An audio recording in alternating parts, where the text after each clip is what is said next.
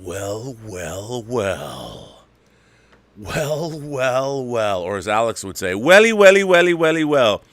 Greetings, imagination connoisseurs. Once again, it is I, your Duke of Dope Discourse, your master of fun and wonder, your viceroy of verisimilitude, yada, yada, yada. My favorite, though, is your fountainhead of fandom. Now, I have to say, just so you know, a lot of people have been taking me to task. Some people, they're like, well, who are you to accept all of these crazy names people hang on you? I'm like, it's part of the fun, man. It's a community. Do you think I made these up? Do you think I walk around and go, yeah, I'm the fountainhead of fandom? I mean, I like Ayn Rand. I do. But I don't, think of myself as Howard Rourke or Howard Beale. Any of the Howards. I don't do it. You hang those names on me, and I thank you for doing so. You know who no one gets, who people give the utmost respect to? The person that no one ever hangs names on because she has only one name. You know her. You love her. She's How are you? What's up? Hi, Robert. It's Midnight Musings. It's wonderful to be here talking about all the wonderful stuff that in entertainment tonight, Robert. And it's great to see you. It's good to see you. Da-na-na-na-na-na. Lael can't be here tonight because Latoya T, his own Coco Tulip, is a little under the weather. So it's just you and I. Maybe we can call for fans to maybe join us later, because I don't think I brought on people when only you were here, right? Yes, when the show was just you and I, we used to do it all the time. Yeah, we're gonna bring on some random. We brought in a third before. You know what? I mean, I like to play and you like to play, so why not bring in a third? Just and I had to come to grips with my own insecurities, which is fine. Me too. I admit it was a little hard for me as well, but we worked through it. We worked through it, and I think we're better people for it. We're better people for it. That's right. That's right. Just got demonetized by YouTube. Innuendo. No one digs it. But I appreciate you picking up on that one. That's good. So, of course. So, I always like to say on this show that we are living through a golden age of great genre entertainment. There is a lot of things. I mean, in the past week, there is some amazing stuff that we're getting quality, whether it's The Boys, whether it's For All Mankind, whether it's Stranger Things. And those are just the genre programs. I mean, Umbrella Academy. There is a lot of wildly diverse genre programming. The new Chris Pratt series. The military Terminal List dropped, which I haven't seen. Can't wait to see that. That's going to bring me the bang I want on the 4th of July weekend. I'm really excited about. I mean, we're getting great entertainment. Top Gun is still rising up the charts at the box office, racking up those dollars. Minions has opened. There's a lot for everyone. There was a horribly derivative episode of Strange New Worlds that made me want to gouge my eyeballs out with a spoon. Which, what's new for new Star Trek?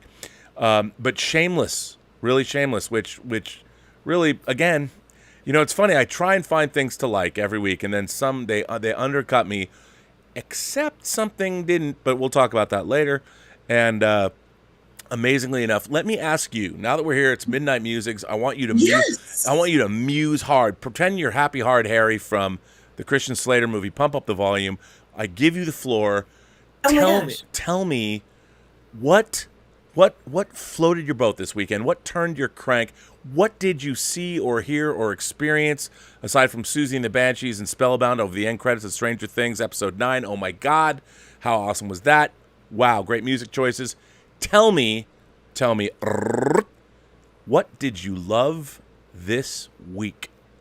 Well, I want to start off with The Boys, and I know that The Boys is a show that isn't for everyone. It is hardcore, it's adult, and it is actually, quite, what's the word, violent, and it certainly does have a lot of elements in it that a lot of people are shying away from. But in regards to a show that's specifically for adult entertainment, where we know we're going to see sex, we're going to see gore, we're going to see fantasy, and I guess in some points we also see a little bit of horror too. It's hitting all the marks, Robert. And I'm especially loving the performance of Anthony Starr as Homelander. Oh my God. I mean, if he there's a lot of great performances, but his performance is one for the ages. It really is. And, this Homelander character, we don't want him to be redeemable. We want him to be sinister. We want him to be, magnanimous. He's entirely engrossed in anything and anything that has to do with him. And he's exactly the type of villain that you would expect to see. And, we were given this wild twist in the last episode. But even with a twist like that, we still feel like he's still evil and, he has to get his way. And, he just really is filling and checking off all the marks of an evil villain that I like to see. And he looks really good doing it too, Robert. Well, I just can't speak to that. He's a very handsome man. I will say this. I mean, my God, I look at him and I'm just thinking, my God, that is one hunk of burning love. No, and as we know from the comics, he has no problem swinging both ways. He has no problem bringing in a third.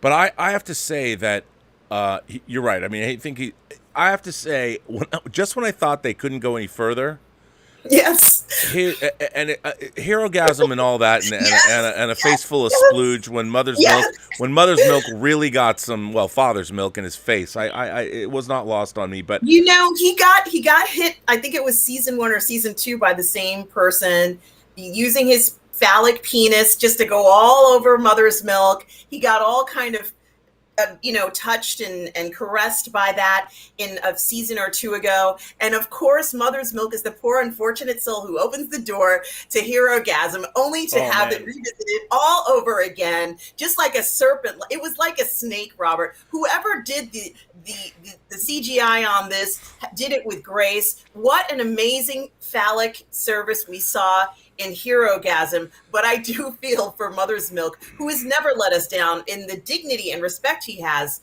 as a character played by, is it Alonzo, who plays that role? He is spectacular in that role. No, he's fantastic. And no, I mean, I have to say what I loved about, look, I think The Boys, the writing this season, it's season 3. Much better than 2. Yes. Yeah, but it's just the writing is terrific, and the way that it's truly an ensemble show, and the way they've serviced every storyline, and it's really, they've upped the ante, and it's the Homelander character, you really feel the fact that he's scared, but I mean, even though it was subtle, the scene he had with Maeve and what he was explaining, what he was going to do, taking her eggs from her, was fucking horrifying, especially in the wake of the SCOTUS rescinding of Roe. I mean, you're looking at this and it's like, oh my God.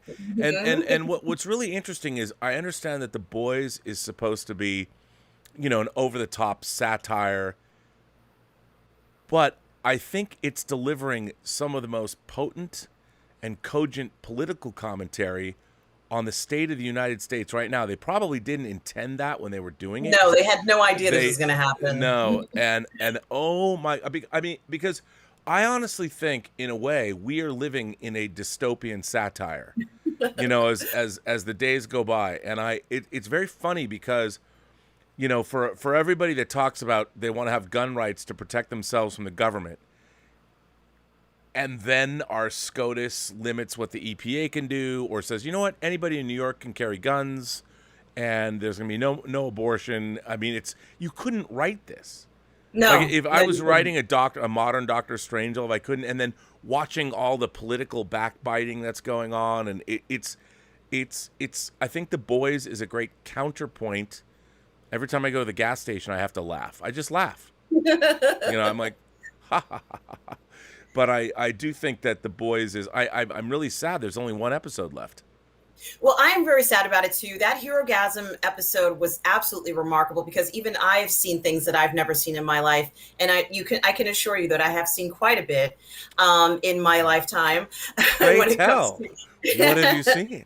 No. I have seen, not just in an experimental sense, but just in educating others in sexual activity and staying safe, and what to do in uncomfortable situations. And that Herogasm turned into an uncomfortable situation rather quickly when Soldier Boy turned up and blew the roof off, literally.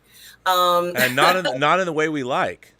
not in the way we like, but I think that it was very interesting. I haven't seen a scene like that since Cruising, that film Cruising. I haven't seen a scene that Directed had by. that much debauchery in it since Cruising, personally. You want to hear? I'll tell you a funny story about that movie. So that movie was produced by Jerry Weintraub, who produced like the Ocean's 11 movies, and Jerry Weintraub was a principal in Concerts West, that's how come when I was younger I got to get free concert tickets and everything because my dad insured Jerry Weintraub, and Jerry Weintraub produced Cruising. My dad didn't know anything about what it was about, and there was a screening in Seattle, and I was the movie fanatic that I was, and it's like, it's from the director of The Exorcist. I'm like, oh, that's fantastic. I couldn't wait. My dad's like, I get to take my son to a movie he's interested in, like father-son bonding time. And of course, I want to say when I saw Cruising, I didn't know if I didn't know if I was old enough. It was like when I was 13 when I started to have LGBTQ friends, but they were older.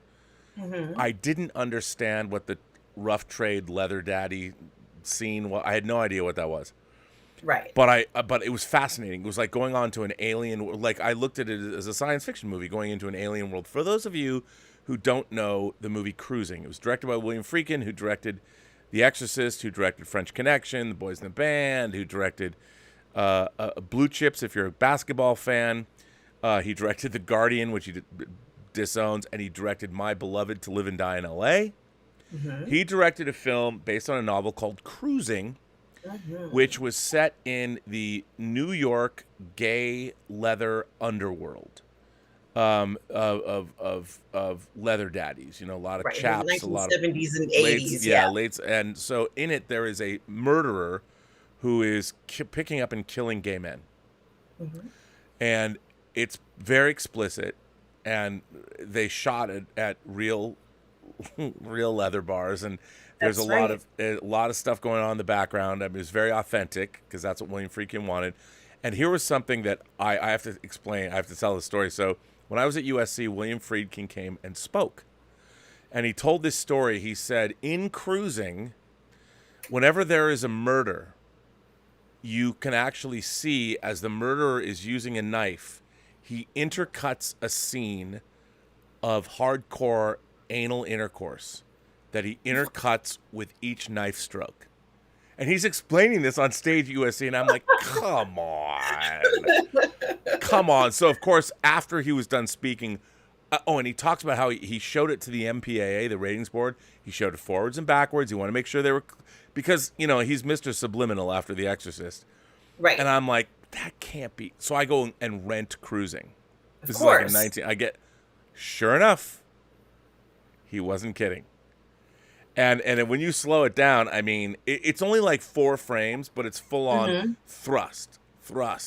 I have to rewind it and watch it slower. I was like, I mean, I have it on Blu-ray, but I think it's a great movie. It's very ambiguous, and Al Pacino is the lead actor.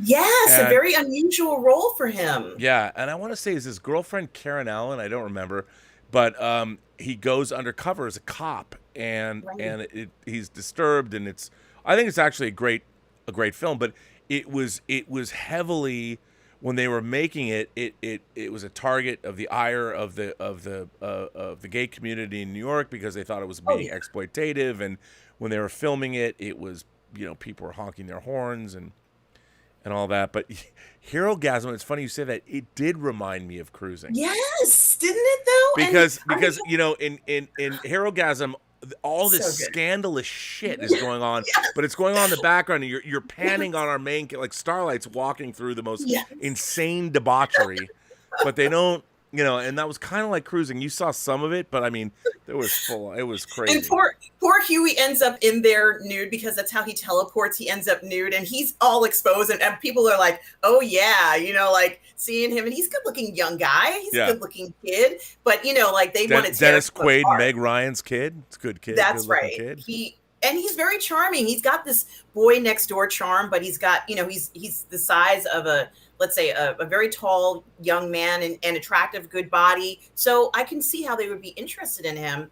But honestly, that's not a room or a place I would want to be, kind of like undressed and alone in, because you wouldn't make it out for days. No. And they didn't hold back, Robert. You're right. There were a lot of stations, I call them stations, where different acts were being performed. And it was just stuff that I've never seen before, because it doesn't actually exist in real life. But boy, the crew, Robert, I've talked about how great the Boys crew of these, this team, this production team that is able to pull off one surprise after another. And it's definitely the kind of team you want, like if you were making a horror film, you want these guys, because they can pull off stuff that other people wouldn't be able to do. They would say, yes, I can do it. What do you need? Yes, we can do it. Here's what we came up with. And I think my jaw would drop every day if I had a chance to work with a crew like this. These guys have talent, and they do it correctly. Nobody seems very odd. We're talking about someone with a penis that's like the length of a football field, but it doesn't feel weird. It looks like a real penis, Robert. It looks like a real penis. Yeah, I mean, and remember how this, I mean, I think that, I'm the viceroy of verisimilitude, and what's really interesting about the Boys, that I think that it doesn't get enough credit, is the tone. It is very easy to spin off into La La Land, and I don't mean, City of Stars. I mean, like, if you can't create that verisimilitude and the reality, the Boys does a great job of creating a reality that you can believe in. Yeah. And it's a really hard thing to do, especially because they're doing all this outlandish shit. By the way, I've just noticed that Julius Goodwin, who is the sommelier of this channel, dropped in a super chat. Thanks, Julius. Good to see you. How are you? How's it going? Wow, Stavros. Let me pardon my French. A member of the channel, Stavros. Oh, I'm not gonna get this. Like, it's not Vangelis Papathanasio. It's Stavros Onaglau. I'm sorry if I got that wrong, but he says football field of penis dreams. Yes, that's such a great description. And Robert, as I said, it was tastefully done. They didn't kind of clobber you over the head with it. They made it so that it was stationed and you could understand what you were looking at. And, I think what really happens to a lot of people when they look at this scene is you see that, oh my goodness, oh my goodness, oh my goodness, because each one is so different, very unique, very creative, but presumably actually possible if these soups actually existed. We're at a point in the series where I could believe that there might be people like this, and I'm not too freaked out about it. I think they did it in a way that was, somewhat tasteful for what it is, Robert, for what it is. Oh, well, I have to say that if there were superheroes, they would be like the Boys. I mean, yes. It's funny because I am a unabashed, unashamed MCU lover. And I have to say that while I think that Phase 4 has been so far unfocused, but they've just been loading up a pantheon, not a pantheon, what would we call it? They've been loading up all of this stuff. It's almost like it's a peacock that's unfurled its plumage, and they're showing us, because I have to say, I think one of the great unsung shows right now is Miss Marvel. Have you watched Miss Marvel? I have, and what I wanted to say about Miss Marvel. Oops, sorry. By the way, the exact opposite of Herogasm.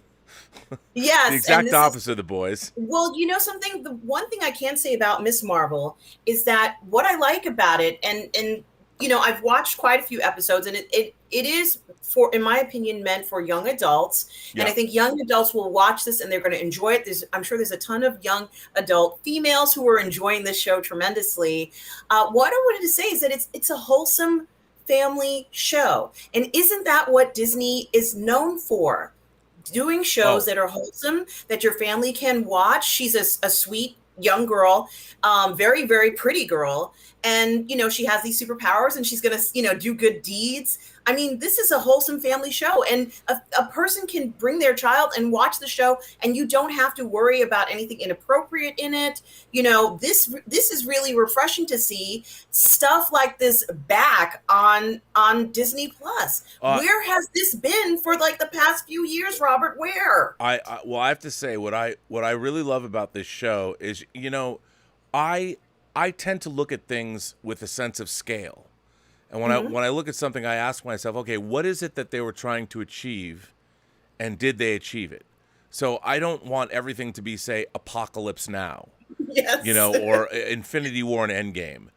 I think what I love about Miss Marvel is I think they've succeeded in doing exactly what they wanted to do. And I always go by our friend Cameron Pasha, who he talks about. I love, I said to John Campea, I go, Miss Marvel reminds me of Kim's Convenience, which is where Simu Liu came from, which is a story about a Korean family that owns a grocery store.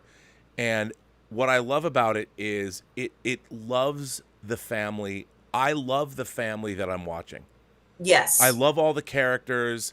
They are, there was when the third episode, when the brother was getting married and the father is giving him advice. He's like, look, you can either love or you can fear. Yes. And you have to choose to love.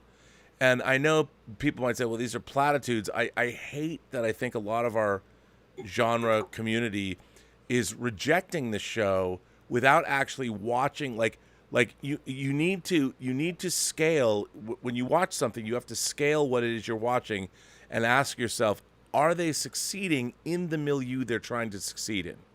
And if you're going to go swim in this pool, is this pool what it's supposed to be? And I think Miss Marvel has done exactly that.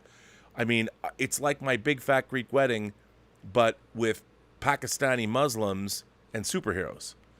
And they've made you love, like, I love that marriage sequence, how everybody participated. And yes. And of course, they've also added, very intriguingly, they've added to the MCU with the what is it, the bendy or whatever, what's it called? I don't know what it's called, but the bracelet that she has. The bracelet. There's like another one. I think Nana has it. I still yes, of course. Nana's got a lot of secrets. Nana has. And then they've added to. Again, I'm all about the cosmology of the Marvel universe, because they've now added a second realm on top of our own where the Jinns live. I mean, how does that fit in with the Celestials and Ammit and Khonshu in the Marvel Cinematic Universe? I don't fucking know. But it's like they've added to all this, and what I've kind of been bummed out about is that I think there's a lot of, like, as you know, I'm a big fan of all of our extended YouTube genre pundit community. And I get a lot of vitriol thrown my way, so I know what that's like. But I think everybody's kind of, whether you like people or not, we live in a genre pundit space where I like the fact that there's a diversity of opinion, and certainly there are people whose opinions and their approach is diametrically opposed to mine, but they've welcomed me with open arms. And we can all have a dialogue, and I don't have to agree with everybody's approach or whatever. I mean, I'm a huge fan of Critical Drinker, for instance. And there's a lot of people that come at me and go, how come you appear with Critical Drinker? He's like alt-right. And I'm like, what? Is he? No, he's not. No, he's not at all. I mean, he puts on what I love. I think Critical Drinker's analysis, strip away his persona. He's a published author. But if you actually watch his and really pay attention, he has a keen understanding of how story works. And I've appeared with him. We talked about Star Trek The Motion Picture for 4 hours. I'm a huge fan of his. And when people come at me and they scream at me like, how can you're one of those people? I'm like, okay. His stories, his breakdowns of storytelling and characterization are great. I mean, I would think, like, strip away when he's talking about, like, I get people yell at me because, I scream and yell about Star Trek, but the messaging that we're getting, and I never thought, because I've never thought about the fact that I've always lived in a diverse world. I've always had people of all shapes, sizes, and colors, creeds as friends. I never thought about the fact that my first thing is that that's my friend Dave. I never thought about him as like say what you want about him. I never, his whatever, wherever he fits, he's just my friend Dave. And I've got all kinds of friends across the political spectrum. I don't define them by their race, by their sexuality. by their political beliefs. I don't think about that. They're just my friends, and now I feel like we're being forced into these weird camps. And when I look at Miss Marvel, I'm like, look, this is just a good TV show. And if you want me to argue why I think it's good, now I think Drinker and I might part ways on it, but I can explain why I like it. And if Drinker doesn't like it, that's fine. But he and I love stories. Yes. We might disagree on the stories we love. Like, I don't know if Drinker's ever seen Cruising, nor do I think he I don't know. I love to see his review on that one. but the fact is, I mean, I like that people are going out stating their opinions. You might dislike them, but what I find really interesting is more and more now, I'm getting hammered by the company I keep. And I'm like, the company I keep, why are you who propose to be like, you're all these, I'm somebody who's liberal and I care what people think, and yet you're coming at me, attacking me because you say I'm keeping company with people. Like, okay, when you do that, you've invalidated not only any arguments you make, but you've invalidated yourself, because you're leading with, I don't like you anymore because you're friends with this person. And it's really weird. And I think that The Boys is a show that is kind of dealing with all this. Like, I don't understand why we can't have a conversation. Like, I think if I said to you, tell me, what is your favorite, what's a favorite movie of yours? Doesn't matter. Just pull one out of you. What's the first thing that comes to mind? Oh gosh, this is so difficult. A favorite movie of mine, I would say The Reader. Ooh, The Reader, which I own. Kate Winslet. I'd be like, if I said to you, I'm like, that's all right. I mean, I mean, does that mean that you're going to be like, well, Robert, I love that movie. Why don't you like it? If you're not going to like it, it doesn't make a difference to me. I actually like to hear other views on stuff. So, me too. In fact, when I don't hear the other views and it's like an echo chamber, it's not cool. I want to learn how other people, have an interpretation of stuff. And I enjoy hearing opposing views. So, and the way that I was educated is that everything was a debate anyway. So if you liked something, someone has to challenge you with the contra argument. Totally. 100%. Louis Berry says that Stranger Things season 4 is the best season yet. Sink, Brown, Bauer, Noms. We haven't got to Stranger Things yet, but I don't know. I don't know if it's Louis or Louis. Louis, I agree wholeheartedly. Yes, and I agree too. And Robert, we haven't even begun. This is kind of, I haven't spoken to you. I think it's been about a week or two. 2 weeks. We didn't. Yeah, from last week, but there's so much in this particular. I can hear the dogs. There's so much in this. Oh, they're not in the room with you. They're not. No, they were. The doors were closed. I'd have to go get them.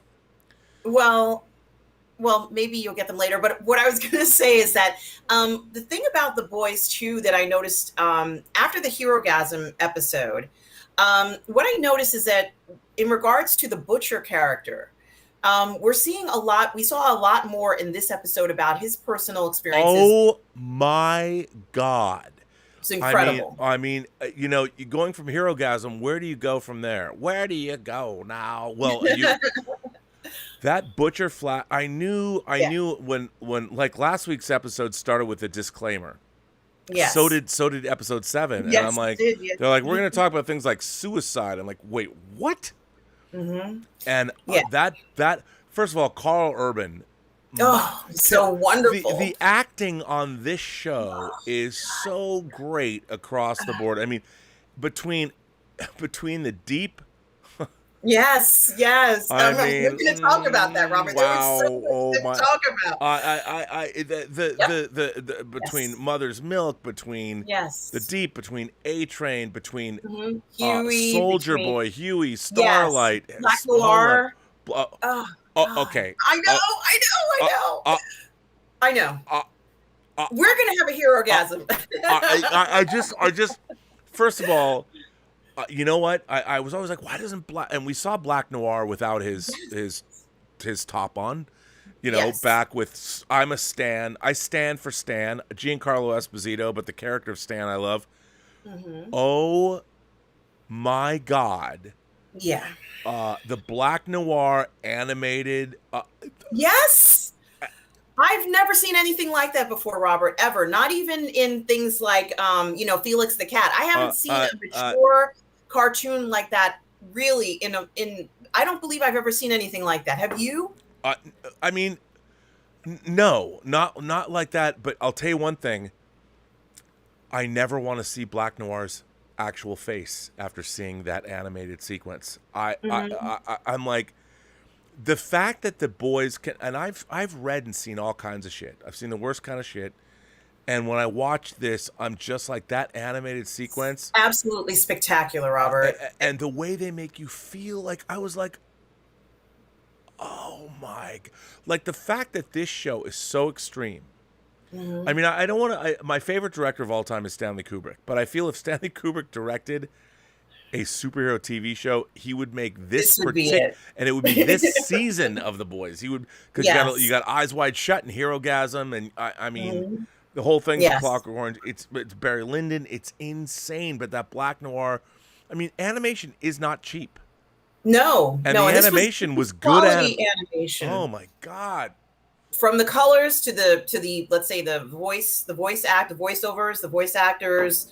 And even the presentation of Noir sitting down and watching it as if it were on a stage, the characters coming towards him and interacting with him in a way where he himself, you can't see his face, but you can see the character. I mean, it was just everything about the entire sequence was incredible. And it built up from experience to experience. And he needed to see this. It was almost as if we were seeing a visualization through these characters of what he experienced and why he needs to take the next step and what he's going to do. Making that decision, Robert, of how he's going to relate to Soldier Boy, which he's very conflicted about. He's very conflicted about what he's going to do.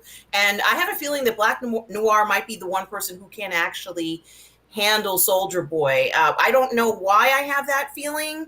I think that maybe he's the one person who can sneak up on him. It seems like nobody can sneak up on Soldier Boy. It seems like nobody can overpower Soldier Boy. Soldier Boy is, can't get enough weed. He can't get enough coke. He can't get enough anything. Uppers, downers, whatever. This man is insatiable. You can never satisfy him. By the way, can we talk about Eccles' performance? Yes. He is so fucking good as Soldier Boy. The way he's taking on this persona. I mean, he is so good. It's so good, Robert. It's so good, and the acting is so good. It's just I can't.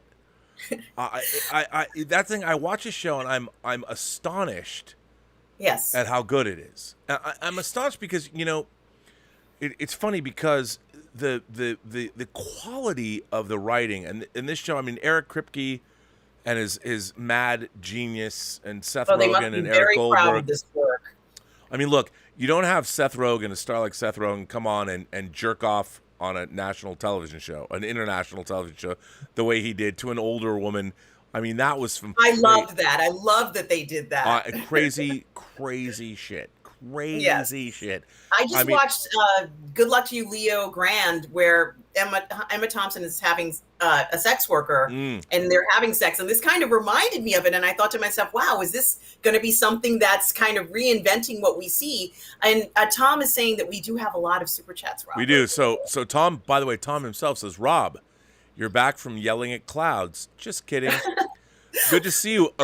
Looking lovely tonight. And so Rob, one ping only, sir. Yes, this is my favorite, one of my favorite T-shirts. And people are like, what is that? We are all goof people. Yeah, we are all goof people. Good to see you too, Tom. Thanks for that. Good to see the Dynamic Duo again. We have, hang on, I don't want to miss anything. Kaz, my man, the cheesemonger of the Burnettwork. Kaz Graphics says, hello, Rob. Package coming next week. I hope you have my new address. I sent it to you. So Kaz Graphics, I don't know what his connection is to Beecher's Handmade Cheese. I don't know if he's their spokesperson. He's an incredible graphic designer. I mean, he's a very talented guy, but he's a little mysterious. Somehow, Beecher's Handmade Cheese, Seattle, New York, Oprah Winfrey's favorite mac and cheese, which, by the Wow. way, I will vouch for. So Kaz Graphics has sent me. Wait, where is it? Oh, it's see. I didn't watch it, but he did give me my favorite glass. He sent me a couple of them. That's Kaz is like, why are you not drinking out of the glass? Because I forgot to wash it before the show. But he sends me. We found a store, Sprouts, because we fight when he sends us Beecher's handmade cheese, mac and cheese. I mean, their fights have broken out. I got yelled at. You ate you ate. I mean, he sends it to me. I'm like, okay, when you have a friend that can send you Beecher's handmade cheese, mac and cheese, and you eat it, I got skewered. The girl's like, how dare you? Like today, I got the phone call. At our local Sprouts, they have Beecher's handmade cheese, mac and cheese. And I'm like, please buy some so no one yells at me anymore. I mean, but so Kaz says, Rob, the package is coming. Thank you, Kaz. You know what? You know what?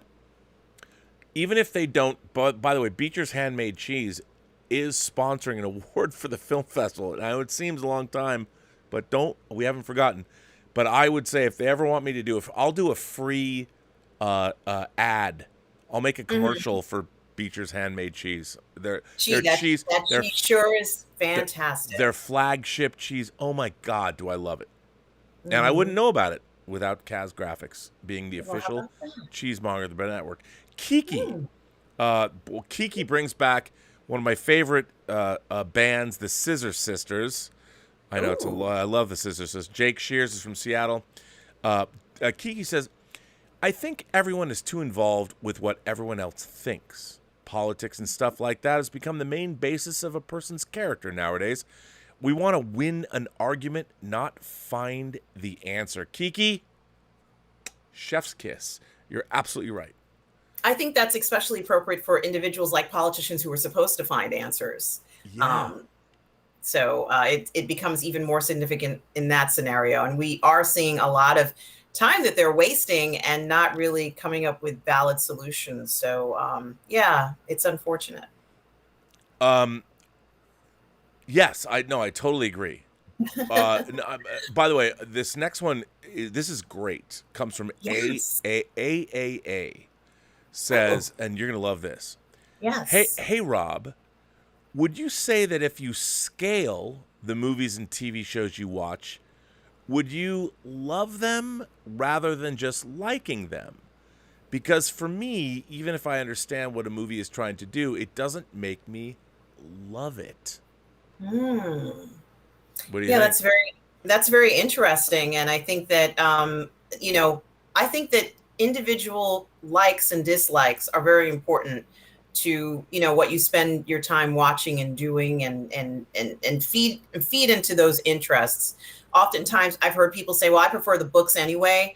What they make into a TV show or into a movie isn't nearly as good. Like with the Foundation series, we saw an example of that where it just really didn't hit the mark on so many levels, but the book is amazing. So now, you're kind of left in this scenario where it's not anything you're going to love. You're not going to love it. You're not ever going to be able to fully recreate it. And I can see how, a person can be disappointed in a lot of what's out there. But occasionally you do see things that you love. And, like, for example, I would say, I know that last week, Robert, you had a Tango Shalom screening. Yes. Or the week before or whatever. No, it was this week. It was this week, yeah. Wednesday, Wednesday. Yeah. And, something like that, where you can get behind a film that has some other kind of significance where you do end up loving the film, where you do end up loving the message of the film or, promoting peace. I mean, how could you not love that message? But some people may not want to see that. But even so, I think that it's important that you're going to realize going through all these films, you're not going to love everything. And it's okay not to love everything. It's really okay to have those feelings of, it was all right. Well, I'll tell you something. I mean, when I talk about scaling your likes, I do think, like, there's a film called Never Let Me Go that's based on a novel. It's a science fiction movie, but if you watched it, a lot of people be like, that wasn't science fiction. No, it was. It was directed by Mark Romanek. it is a film I dearly, dearly, dearly love. I find it to be devastating. It's beautifully made. It's beautifully. Andrew Garfield's in it. Keira Knightley's in it. It's an incredible film. Rachel Portman did the score. It is not. It does not have the highs and lows, and it does not have the dopamine hits that Infinity War and Endgame have. But it is a film that I saw opening night. You know, I went by myself. I had read the book, and I love this movie. Now, I would never say to somebody, you know, watch this movie. It just doesn't provide the thrills and chills and spills that the great movies do. Mm-hmm. However, I think what they set out to do and what the novel set out to do, the film is the best. I can't imagine a better version of an adaptation of that book. Oh. And so I look at that film. I love that movie. That movie is one of those movies that got under my skin, and it is, you know, I don't want to spoil it. It's based on a book. You can look it up. But it's one of those movies that I would suggest, if you've never seen Never Let Me Go, you've never heard of it, you don't know anything about it, I would implore you all to not look it up. Don't read the description if it's on Netflix. Just watch it. And while it's not going to go fuck, you're not going to go fuck yeah, dude, that was fucking awesome. You're not gonna say that. You're not gonna say that. But I found the film, even though it is devastating, it is emotionally devastating. It is a beautiful film, and I have to say, I could watch, if there are 3 science fiction films that I could say, or 4. There are 4 films, the quadrilogy that I would say that you need to watch. Mm-hmm. For the last 20 years. It's Gattaca, mm-hmm. Children of Men, mm-hmm. Never Let Me Go, mm-hmm. and Ara, which is the Swedish film. And Ara is a movie that I it's like a slow motion car crash, which I loved. Mm-hmm. Those 4 movies, and maybe that says more about me than it does about the films, if you watch them, they're all quiet. I mean, Children of Men has action sequences, but I think they're all great science fiction, and they're things that a lot of people haven't seen. But I think, and if you watch all 4 of those, again, Gattaca, Children of Men, Never Let Me Go, and Aria. Actually, it's Aniara. It's Aniara. Aniara. Okay. If you have never heard of Aniara, it is a Swedish science fiction movie. Again, it's very low budget, but it's set on a spaceship. Don't mm-hmm. read anything about it. Just watch it. Just watch it. Just watch it. And again, it doesn't have big explosions. It doesn't have X-Wing fighters. It doesn't have lightsabers. Just sit down. It's just a quiet Swedish science fiction movie. And it was a movie that at some point, I was literally, and people will be like, it's not like The Boys. It's not like Herogasm. It's just, if you understand physics, if you love For All Mankind, which we'll get to, but those 4 movies mm-hmm. collectively, I think collectively, will show you a kind of science fiction that you might not have been aware of. And I would add another film that I actually think is above them, which is Her. Spike Jonze is Her. And Joaquin Phoenix, right? Yeah, a fucking phenomenal movie. And it's Scarlett Johansson who's done the voice on the... Yes, and it has a single moment in it. It's one of the most gut punch moments I've seen in the modern age, if you want to talk about what technology can mean. And I'll just say that Joaquin Phoenix poses a question to his AI friend, and she answers it truthfully. Mm-hmm. And the ramifications of it, when I was sitting in the theater, I was like, oh my God. I mean, it was such a gut punch, but it requires that you really understand the ramifications of what you're watching. Yes. And like all great science fiction does. Yes. And that's one of the frustrations I have with modern Star Trek is I feel that modern Star Trek, well, we'll get to that. But anyway, therein ends my sermon. I think that's a great analysis, and I think that finding films like that, when you can find a film that takes you to that other level and has that level of importance, then you're very lucky to find it. Yeah, well, our friend Boat has sent in a super chat and says, "This is great. I am forever amazed at how human the characters in The Boys feel. No matter Yes. how evil someone is, the show makes you feel actual pity for them. Wild." That's a very interesting statement. And I think that this particular season, we're seeing characters that are getting powers and losing powers. And we're seeing sort of this flux between, well, who is a soup and who isn't a soup? You're a soup for a few days, and then all of a sudden you've lost your powers now and you want to get those powers back, or people don't want the powers. Like Maeve says, I never wanted this life. I never wanted this. And we're seeing a lot of flux between characters going back and forth. And I think that sometimes when I do see certain characters, in particular Homelander, I don't have sympathy for Homelander. I understand what his background was. This is just, me personally. I understand what his background was and how he was created, but I don't necessarily have sympathy for the character because I know he's a villain. And I think that he has some unfortunate things in his life, like many of us do, maybe even more tragic than ours. But I don't feel sympathetic towards him.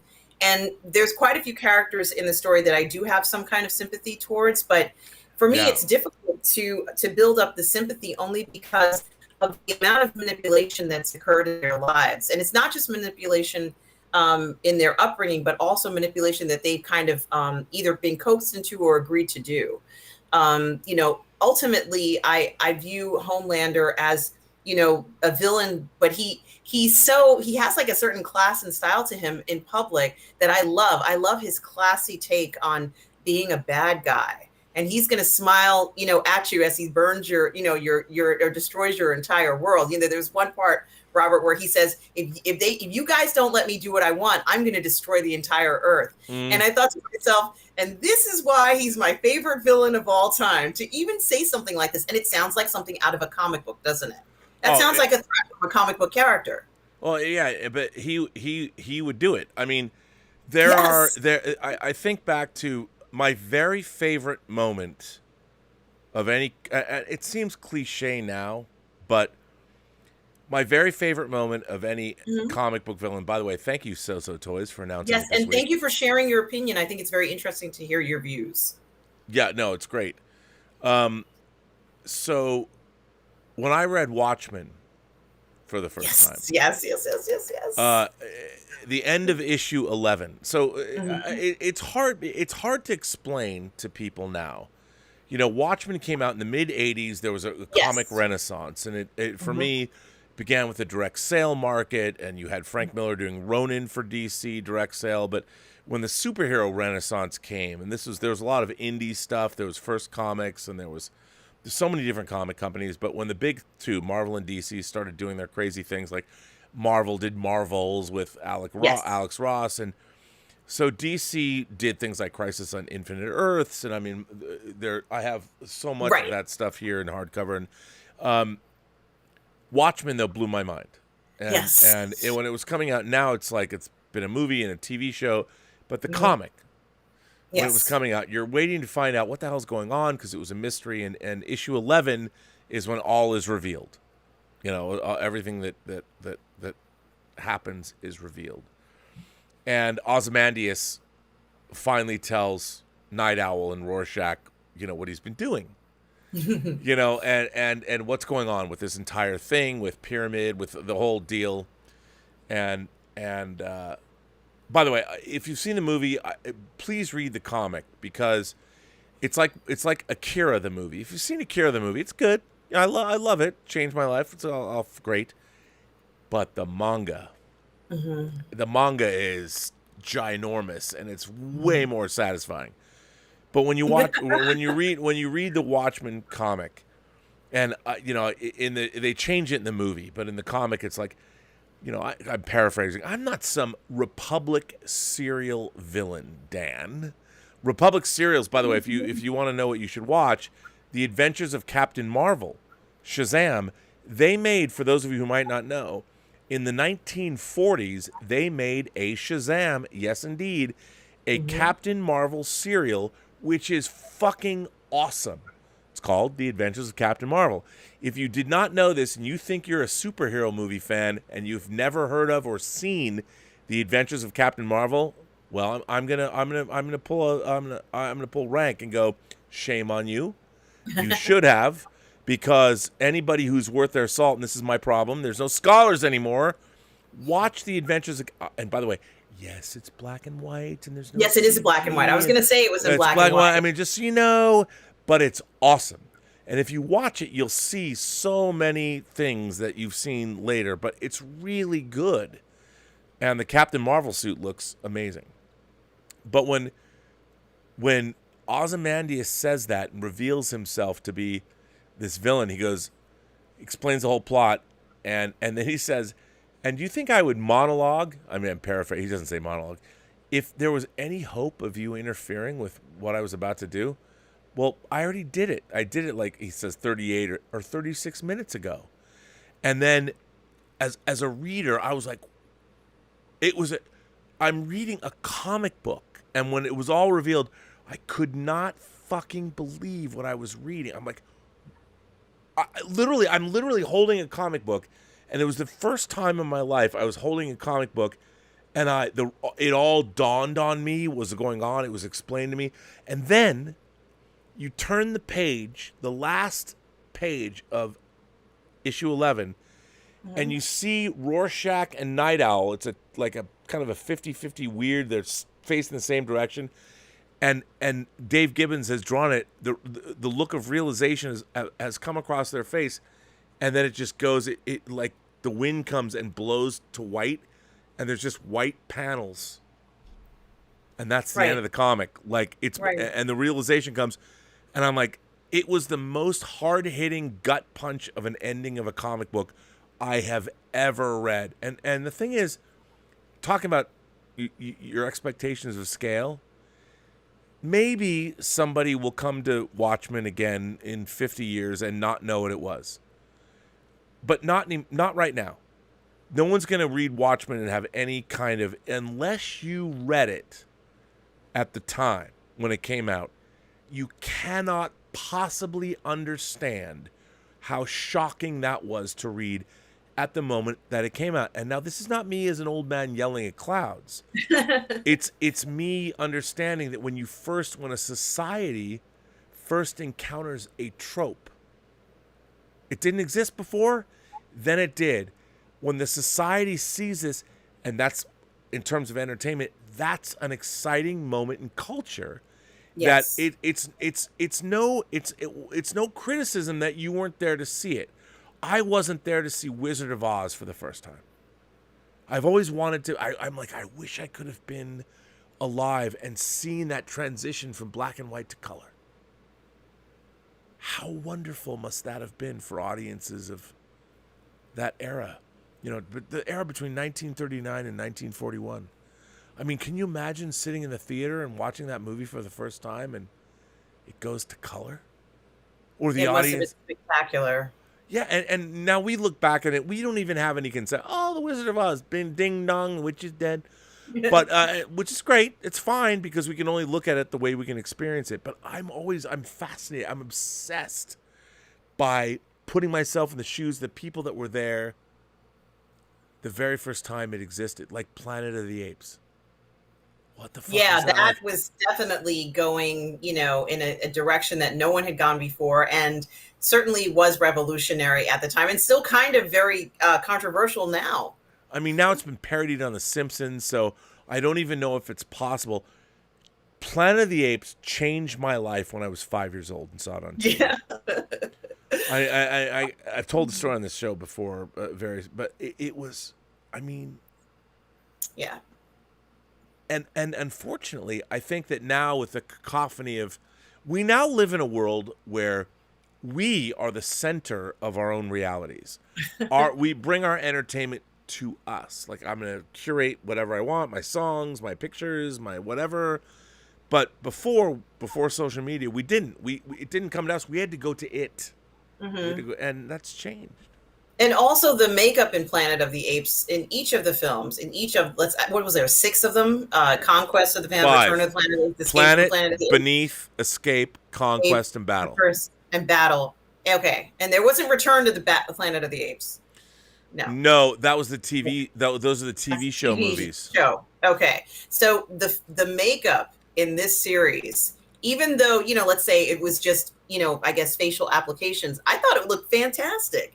For the time period, and in a lot of the shows that we saw, they had somewhat of a more conservative dress style, like 1960s Nero suits and things of that nature at that time that were very popular. And it really worked very well. Even some of the sets, I have no idea where these sets were, probably somewhere in California, but Robert, it did look very futuristic, and it still feels very futuristic to me when I look at some of the episodes of the later films.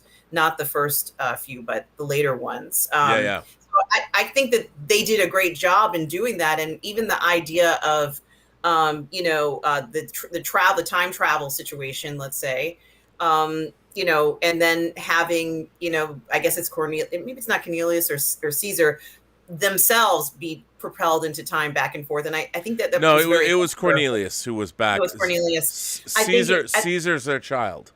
Yes. I think it's very clever to even do something like this, because they wanted to present a scenario of where, let's say, which is dominant, man or ape.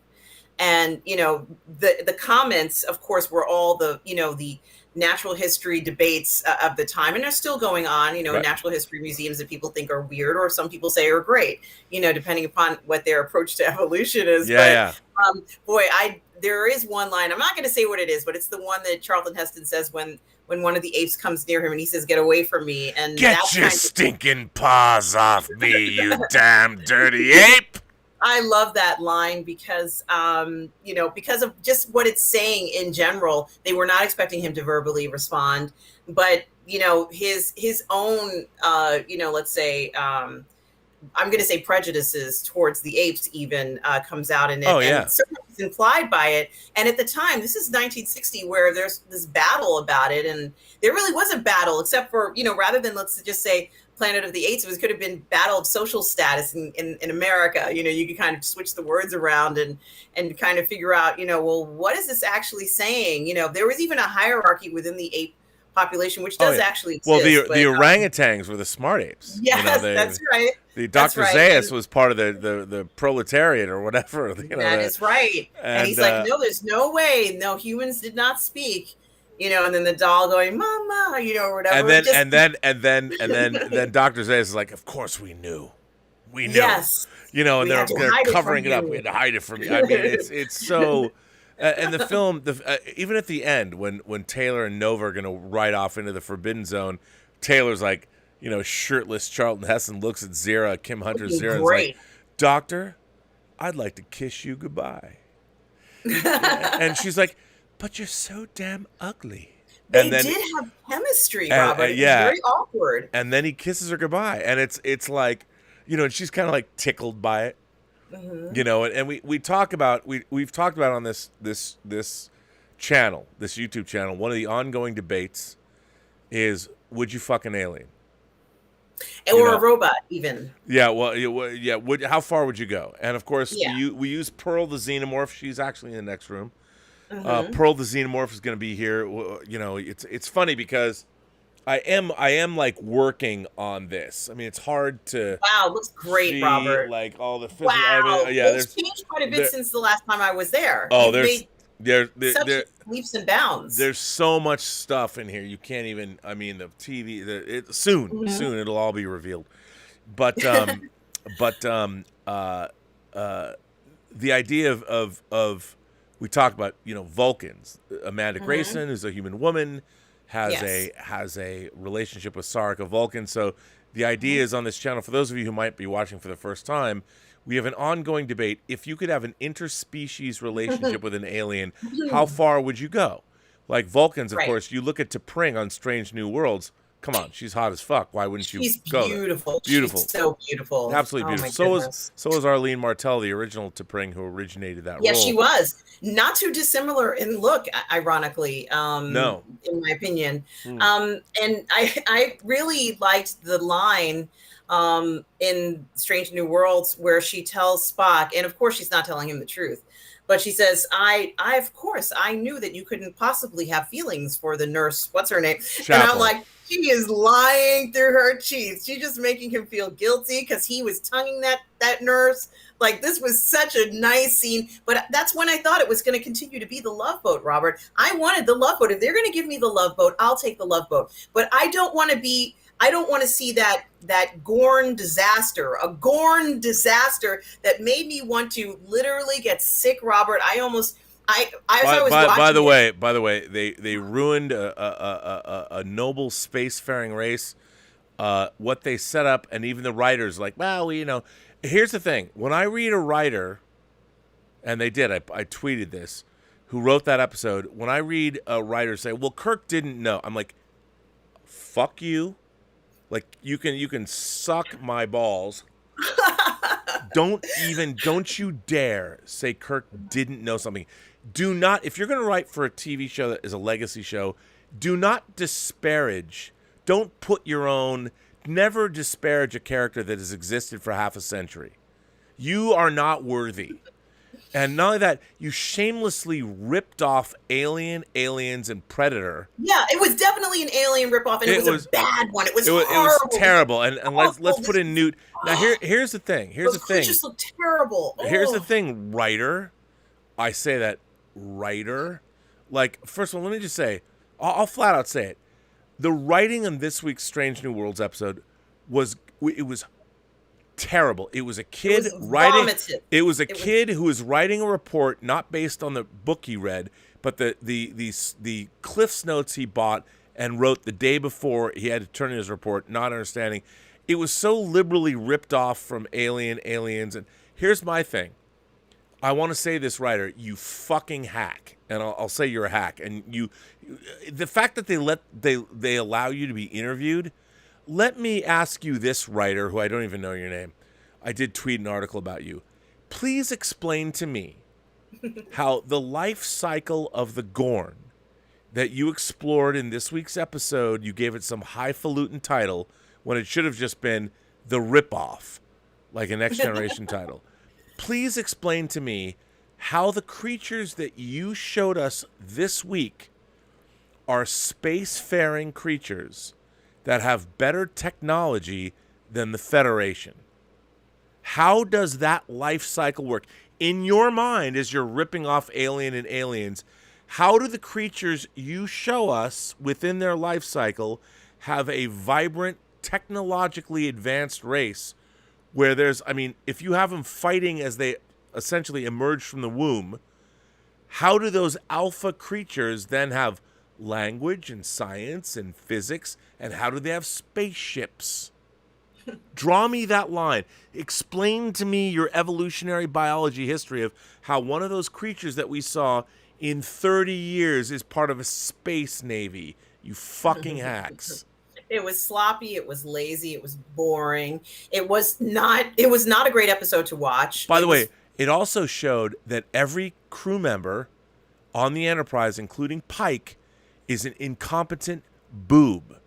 When they see the situation they're in, and can I just say this? Here's from a production standpoint. Pro tip, kids: if you want to make a bottle episode of Star Trek, and what a bottle episode is of TV, is when you've used up too much money doing too many things. You have a bottle episode where you shoot on your standing sets. Your existing sets, so you don't have to go on location, you don't have to use too many extra effects or whatever.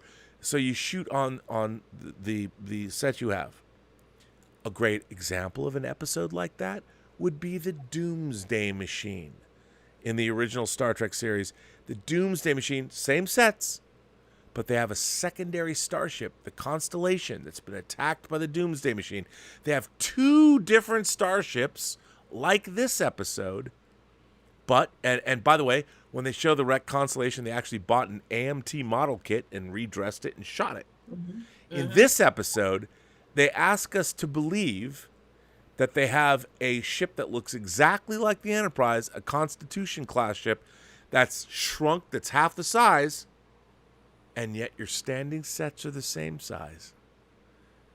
I mean, the ship's half the size, but your sets, it's not the fucking TARDIS. Don't give Robert, me a new ship, you fucking morons. This show, these people that make modern Star Trek are terrible television producers. They don't know. I'm sure they're very nice people. They don't know shit. They don't know how to Robert, produce TV.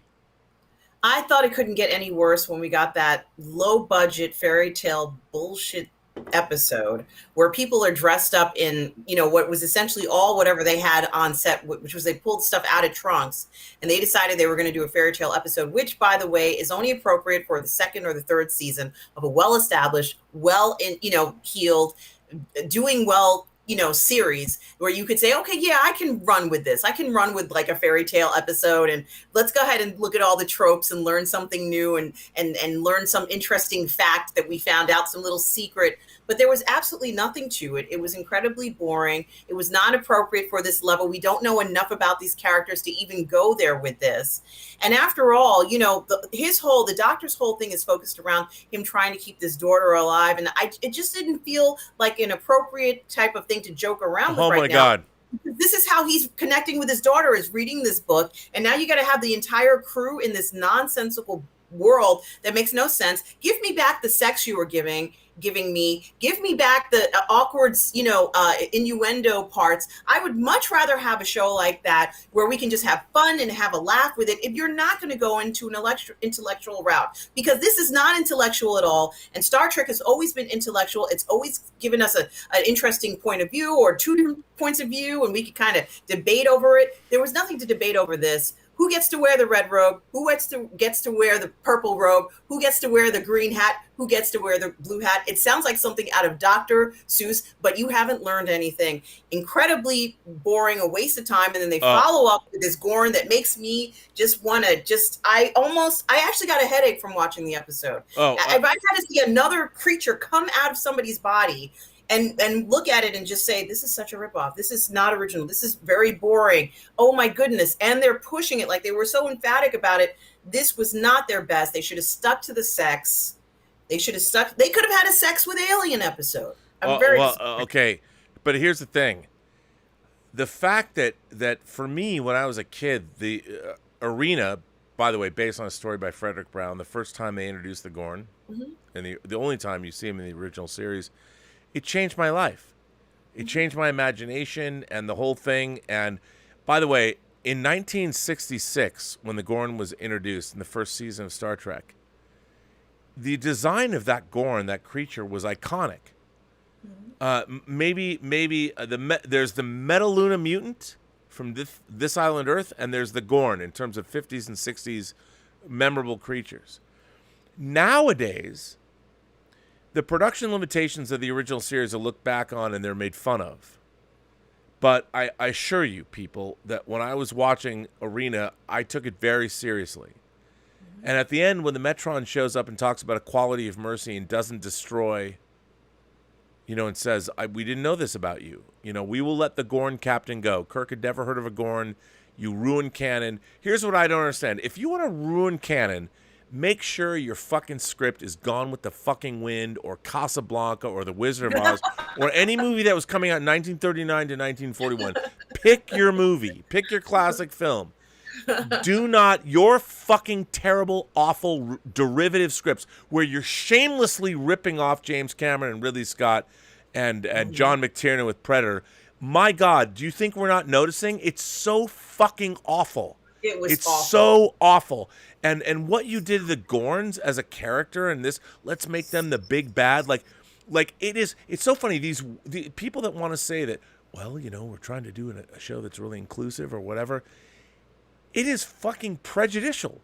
You've taken this you've taken an alien race and othered them and made them fucking villains. You might as well say that, hey, pick your marginalized people over the last 2,000 years of human history.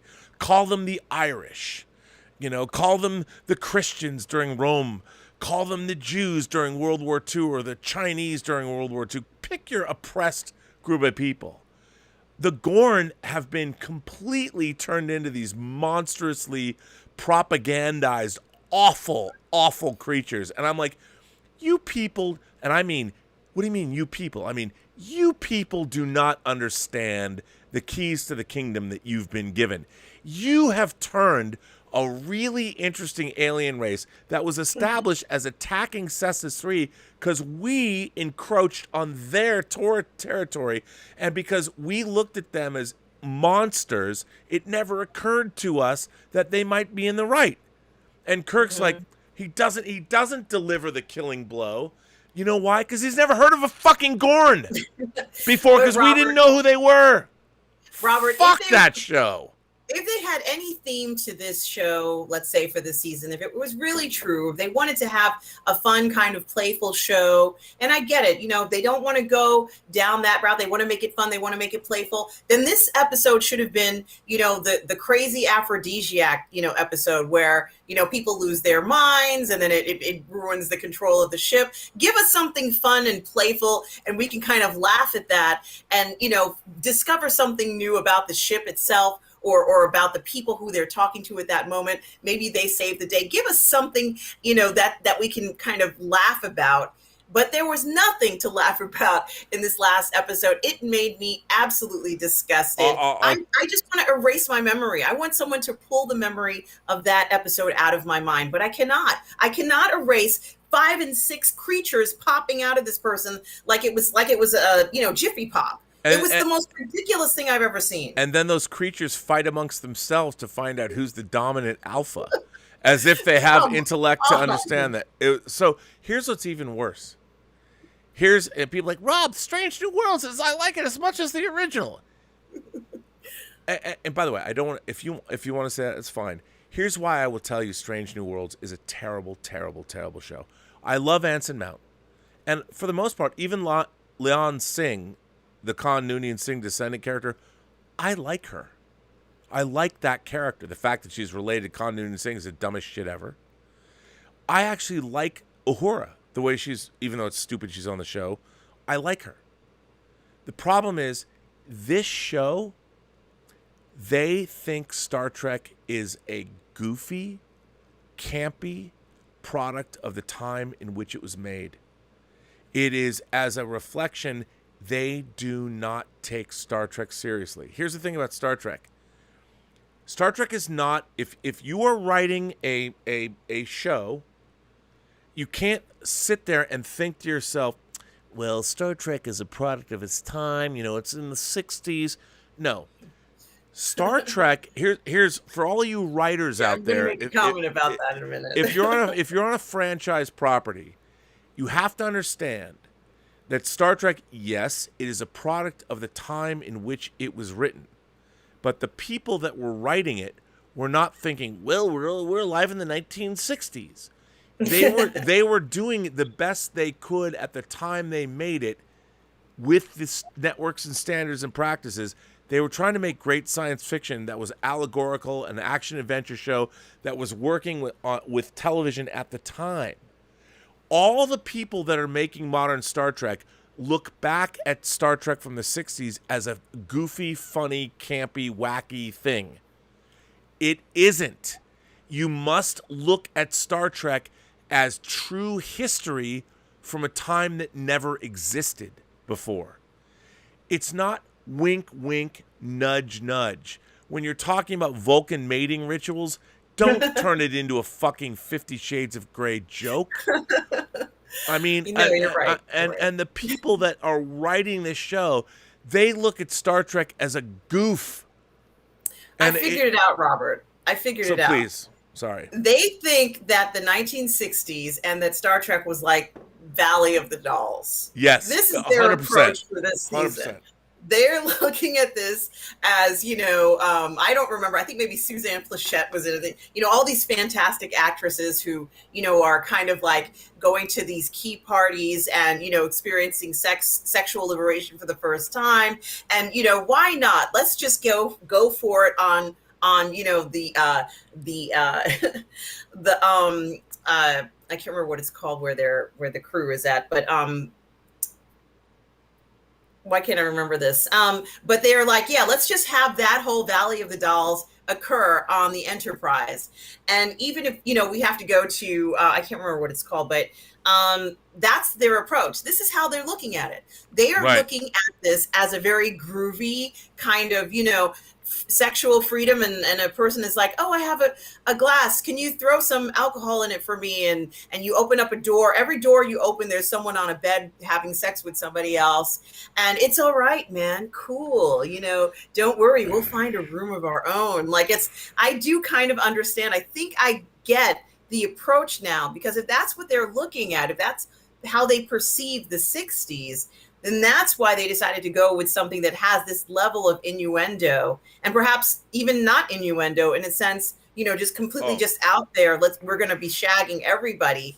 Everybody's going to get laid in this season of Star Trek Strange New World. There's nothing strange about it. It's just Star Trek. Also, they don't even try to create. They've leaned so heavily into the past. And what they've done is they've campified. They've made Star Trek. They've already approached it like my mom would. Strange New Worlds is Austin powered Star Trek. It's the James Bond franchise. It's a sexist massage. I mean, it's not like yeah baby, but it might as well be. I mean, and people are like, what do you mean, Rob? I like it. Look, you can like Strange New Worlds, and God bless you, like it.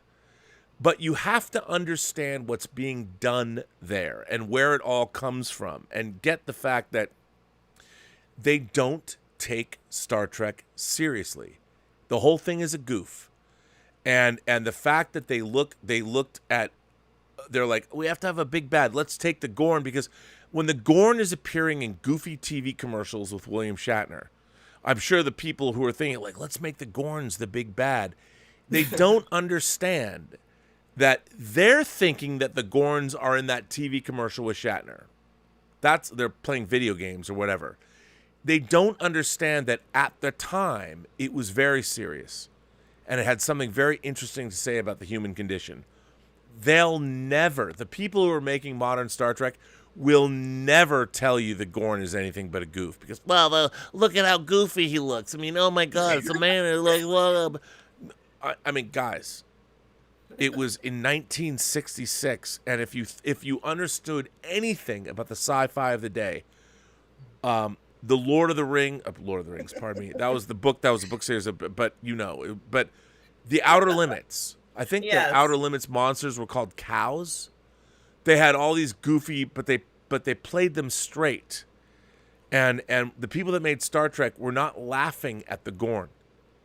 They were trying to make the Gorn a formidable opponent. And the reason he moved slowly is because he was a lizard. He wasn't fast. He moved like this. Not because it was funny.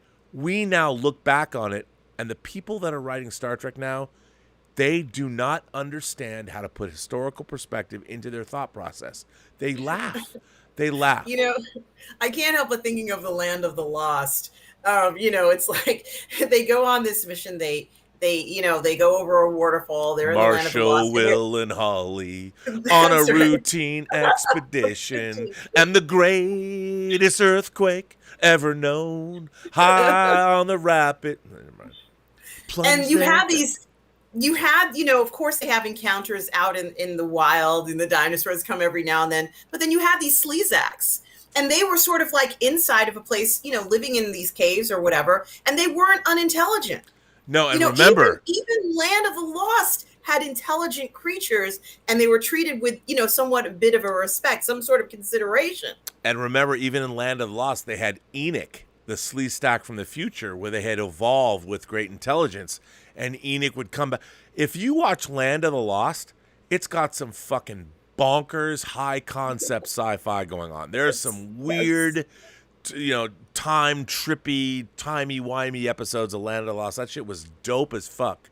Mm-hmm. By the way, Nick Markins on A Change of Pace says, Rob, have you seen the new David Cronenberg movie Crimes of the Future? I saw it Thursday. I liked it.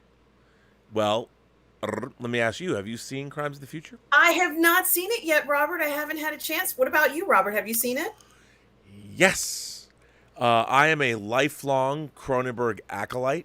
You know, the first time I saw a Cronenberg movie was in 1980. It was They Came From Within, aka Shivers. It was on a second bill with Motel Hell, and it changed my life. And I went and saw four.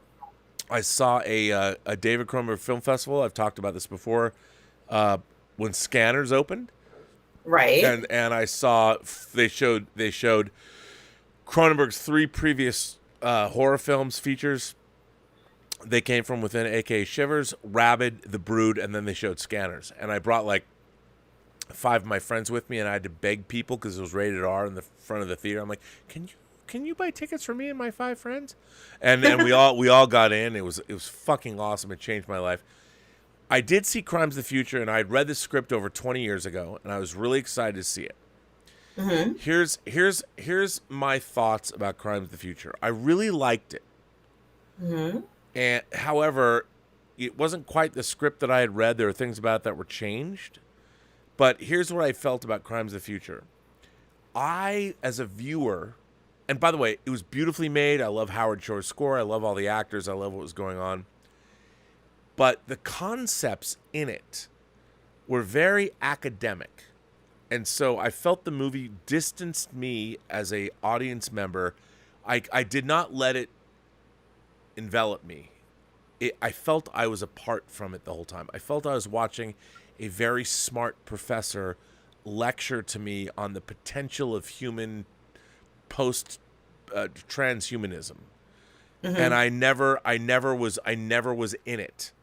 As opposed to, say, I think one of probably the most populist of all of David Cronenberg's movies is The Fly. Right. You know, 1986 is The Fly, because you love Jeff Goldblum.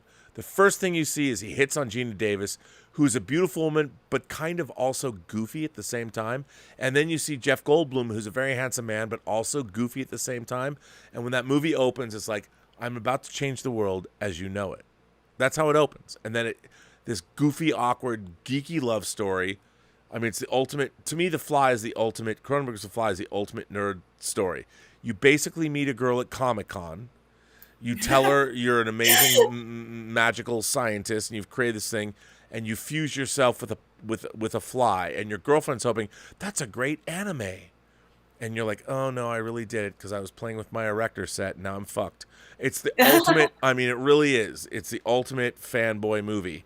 And it's so endearing, and you're so in it. And when his penis falls off, and you feel for him, I mean, and it's so great. Crimes of the Future was kind of the opposite of that. As much as The Fly becomes, you take it to heart, Crimes of the Future is a movie that's very much of the intellect, all of it, and you can appreciate it and honor it. And I really liked it. I didn't love it because I always felt distanced from it. I felt I was very aware I'm watching because it was all a construct. It was so weird, and it was all these intellectual ideas. It did not have the human path in that, say, his best movies provide. Even Rabid, that stars porn star Marilyn Chambers, you love her, you like her. So when she crashes on a motorcycle and has plastic surgery and somehow gets a stinger under her arm and starts, picking up random dudes in porn theaters in Montreal, in Toronto, and stinging them and passing on her rabid disease, you're like, I get it, man. I understand. I like Marilyn Chambers. It's not her fault that she's doing this. So, yeah. But anyway, Nick, I'm glad you saw it. I hope you liked it. Mattuine. This is a good question. 40 years ago, I'll throw this out to you. 40 years ago, many tropes were being created fresh and new. Studios took risks on creative ideas. Now that we've seen so much over the years, most studios are afraid to take those new, fresh leaps again. Do you think that's true? Yeah, it's absolutely true. They don't want controversial work out there. They want to read what's popular now or read what they think is going to trend now and then report back, with an appropriate level of, A, B, C, D, and E, whatever is popular at the time. They're more focused on trends than on experimental or avant-garde work. And it is too bad that we're not seeing that. I mean, that's why I liked Titane so much, because in Titane we had a situation of a character who was pushing the limits as an individual, and kept pushing those limits, only to find that, you know, she had another purpose, or had to, you know, there was this other character that superseded her importance, and she wasn't expecting that. And I think that, you know, what I really liked about it was that when the other character realized that this was her situation, that character also decided that whatever had happened before that is not important. Now things have changed. You know, the human experience, our experience, and our relationship as a man and a woman has completely changed. And I think a lot of people in a similar situation find that to be the case. Perhaps not as an extreme case as the characters in Titane, but I did like that exploration, because I think we're in a point in our society where people are pushing limits oftentimes. They're doing things they wouldn't normally do. They're having experiences they wouldn't normally have. And they're finding themselves in situations that they didn't plan on finding themselves in, oftentimes not through their own actions. So like you mentioned earlier, Robert, how, you know, telling somebody that, you know, you're speaking to someone on YouTube, you guys have opposing views, you're fine. The last thing you expected was for someone to say, you can't be friends with that person. You know, we're seeing situations and scenarios that had never really come up before. And now we're confronted with this, and somehow we have to find the solution when we're not the ones who have the problem with it. It's the other person that has the problem with it. And so, you know, I think a film like Titane kind of addresses this. She's, you know, there's parts where she kind of self-mutilates herself for different reasons. And she's doing that because she is trying to deal with stuff that she doesn't want to tackle. So she can use the pain and all that other stuff to push aside those feelings that she has, or solution to a problem doesn't have to be solved right now. I have a broken arm. You can't kick me out of the house right now. I'm not me, not for real. Oh, I was going to say, wait, what? No. The character would self-mutilate. Yeah. So she, let's say an example of the self-mutilation would be where she decides to hurt herself physically, and she breaks an arm, or, you know, cracks her skull, or whatever she's doing. And the whole purpose of that is to kind of get the sympathy where she can push people away from saying, well, you know, you have to be a responsible person. You can't just do whatever you want to, you know, wherever you are. You can't be pulling nipple rings off of other girls and doing all sorts of crazy shit. You know, you can't be doing that. You can rub your body against a car and make love to the car, but you're not allowed to do this. So they kind of pick and choose on her. And this is what we're seeing today. It's not that important that, you know, maybe she's doing some of the things she's done, but the most important factors are kind of pushed to the side. And I really like that approach. I think that's why it won the Palme d'Or, is because, you know, it's challenging us in trying to figure out, well, what the hell is really important? What are we really looking at? And how are we going to go forward if we can't find these solutions to these problems? How are we going to go forward? And I really like that sense of a challenge in a film. I'm with you 100%. Yeah. Yeah, well, I mean, like you said, what I find really interesting is, like, my brand is positivity. Mm-hmm. You know, and lately, because I haven't done Robservations every day, you know, I've slacked off. I'm going to start, you know, as the move is really. You have been kind of busy, Robert. I don't think you've slacked off. No, but I haven't done. I miss my own show. I miss my own pontification, because what's happened is, without Robservations, I seem. A lot of people think of me as being a negative Nelly or whatever. And Robservations was inherently a very positive show, because I'm reading letters and sharing a part of it. And I miss that, you know, and now that I'm slowly, you know, I literally just got great internet 2 days ago. And what's interesting to me is, like, I see someone's like, what does it matter? It's only entertainment. I think entertainment is a bellwether to culture. And what is it we are entertained by? Mm-hmm. And what we're entertained by says a lot about us. And when I see, you know, I grew up in a world where science fiction programming, sure, I'm not under any. Lost in Space I hated. Even as a kid, I hated it. There was all kinds of goofy stuff, you know, like Land of the Giants and the Time Tunnel, the Irwin Allen shows. They were goofy. But there was also Twilight Zone, which is I maintain the greatest TV show of all time. Outer Mm-hmm. Limits, the original Star Trek, Prisoner, UFO. I mean, there's a lot of, well, it's on two hands. You can count it up. But the science fiction, fantasy, and horror programming that really influenced me was actually, for the most part, really good. And now I feel that we are not getting that. And I think that our population, we need thoughtful, intelligent people now more than ever. Mm-hmm. We don't teach civics in school. No, not anymore. Our population doesn't understand how our own government works, and yet they're the first people. We all jump on social media and bitch about whatever, without any understanding of the judicial, the legislative, and the executive branches of our own government. Right. We don't even know. Right. We don't even know what it is. We don't understand. I mean, you might like Donald Trump as a personality or whatever, and by the way, as a president, there were things he did that weren't horrible. You know, you have to really, any intelligent person has to look at what goes on. But the man is basically a child. And whether you like Trump or not, this is not me telling you what you should like politically, but you really need to examine the kind of person that you're going to hitch your wagon to. And watching what we're knowing, and at first the woman that testified against Trump, people are like, oh, is all hearsay, and then you find out no, the Secret Service was talking about this for months, you know. And the real question is, you have to ask yourself, what world do you want to live in for the rest of your life? Like, think about it.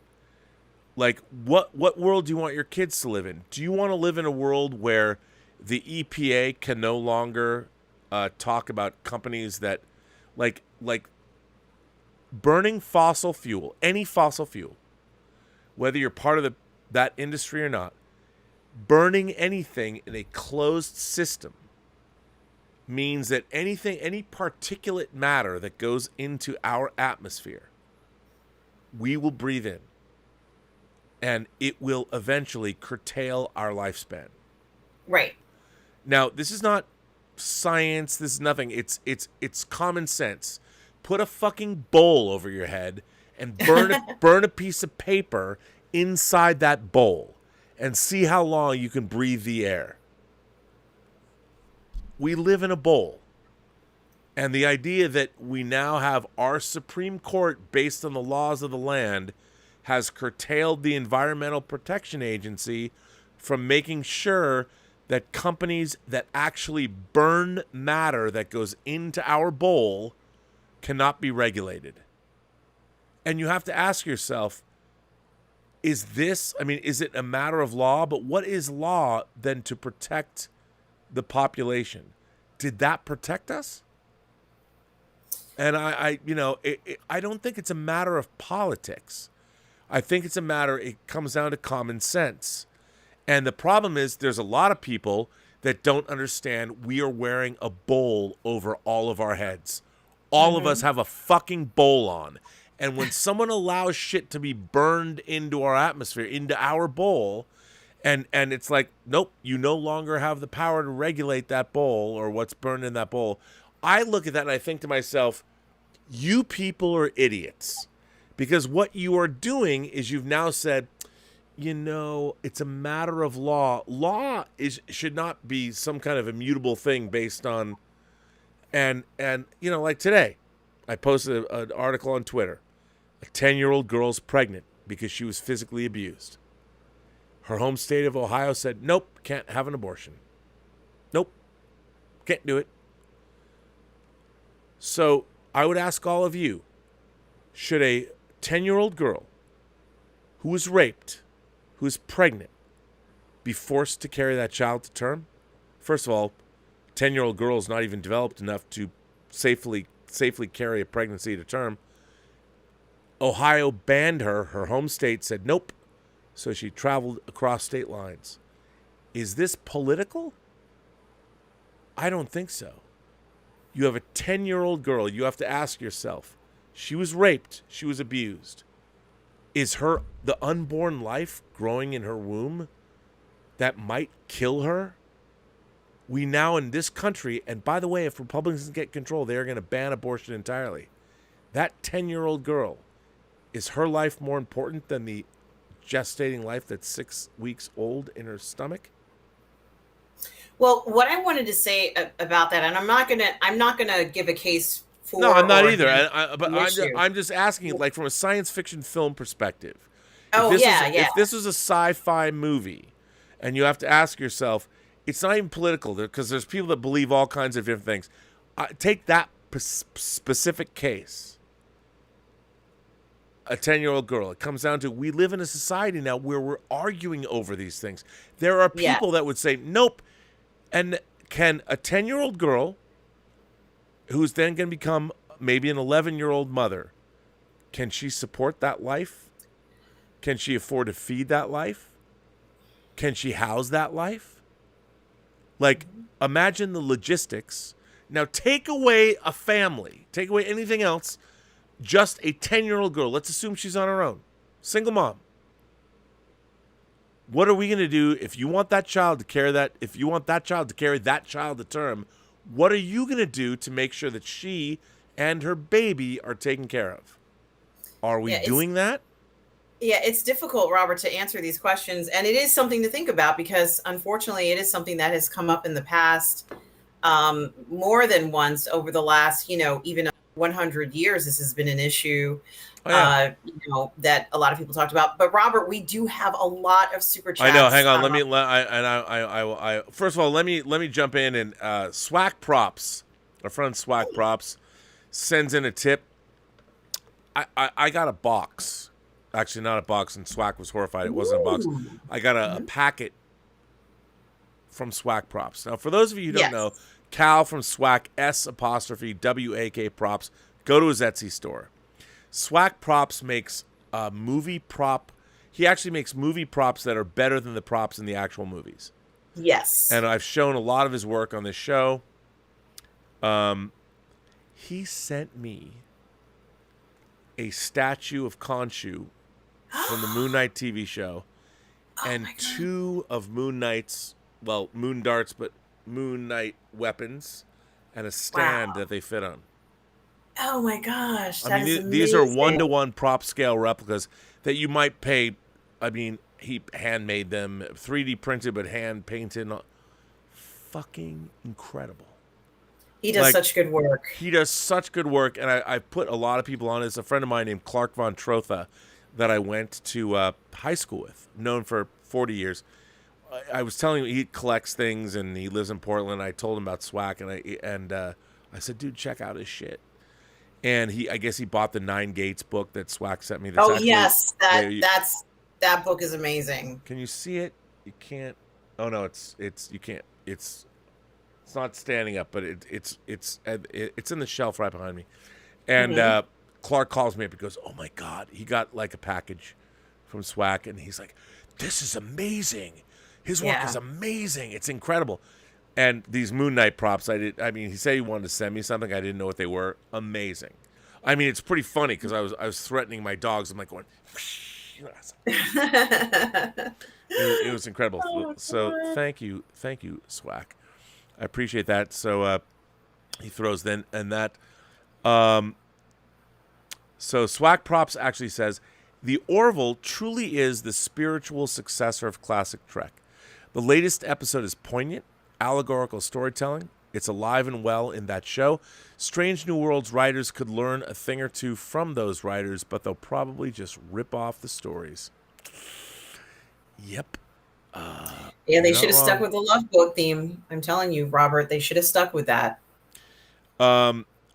Yes, they should have. And by the way, Swack goes on to say, speaking of aliens you'd like to make out with, how about that spiky female alien Lamar was in bed with in the first episode of the Orville season 3? She was smoking hot. Well, I mean, look, for me, you know what? It's all about the I am a spiritual intellect trapped in this body. And if I can be with somebody that's palatable and can pleasure my body in interesting ways, I'll go there. I'll go there. Like, why not? I think it's all about the chemistry too, Robert. You know, you might meet an alien and you guys might have this incredible chemistry and you can't deny that chemistry. You know, like you have a strong attraction. And there wasn't like a 1980s movie where they addressed that. This woman meets an alien and he's like, no, you and I are going to mate. Like, this is going to happen. And she's like, no. And of course they do. But, you know, I think it's interesting to look at things like that, where that attraction happens and, you know, you just have to go for it. Yeah, I mean, it's all about physical pleasure anyway. I mean, my whole the thing that turns me on the most, like, we all have these fantasy lives.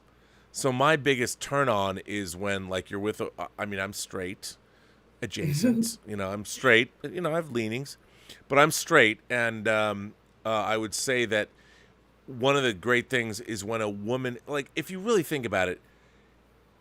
Like, if I'm scratching right here, I've said this before. Oh, the webbing between my fingers. Oh my god, it feels so good. Oh my god.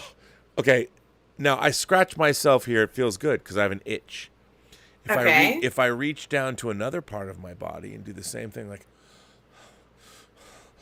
somehow that's different. somehow that's different. It's all the same part of me. Like it's all. And yet, because we annex parts of our bodies, I mean, really, when it comes down to, if you itch it, how good does, oh my God, my shoulders, like, oh my God, it feels so good. Oh my God. You know, it's all the same thing.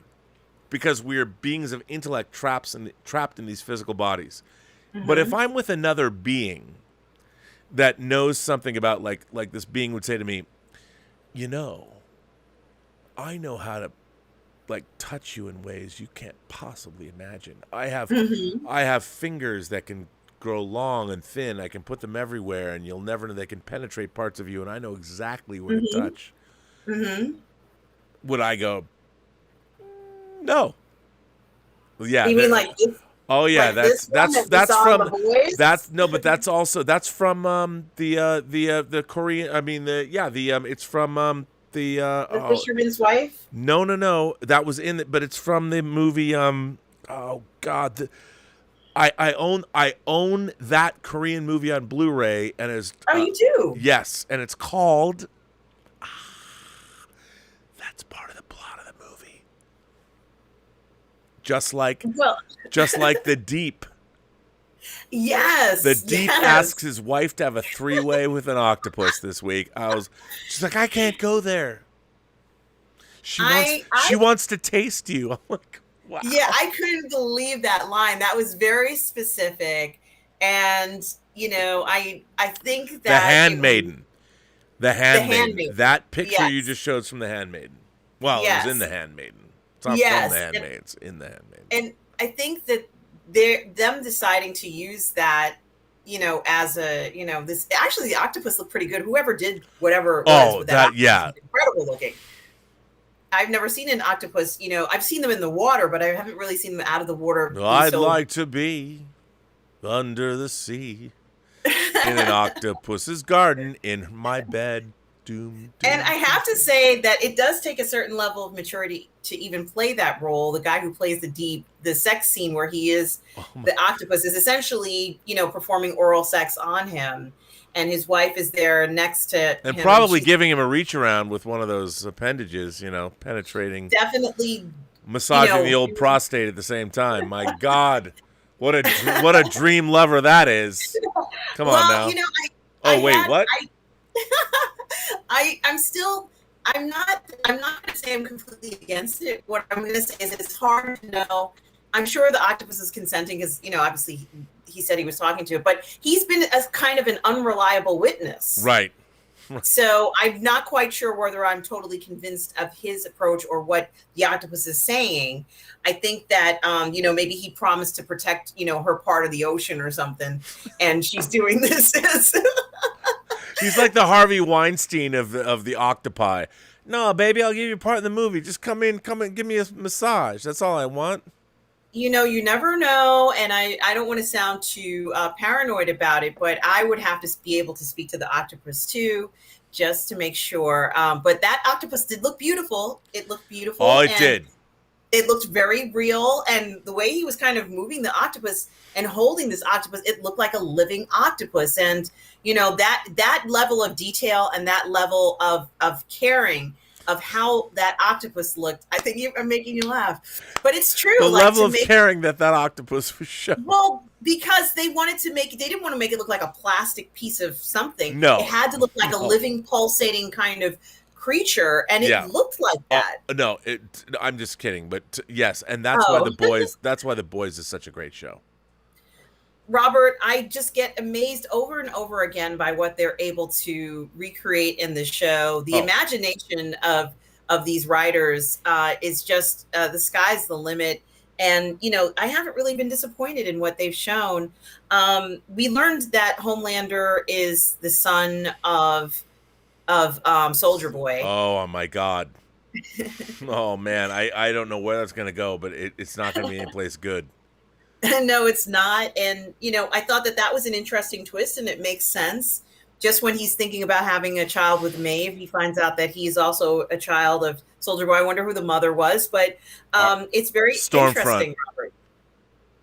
Stormfront. Oh my Robert, that's terrible.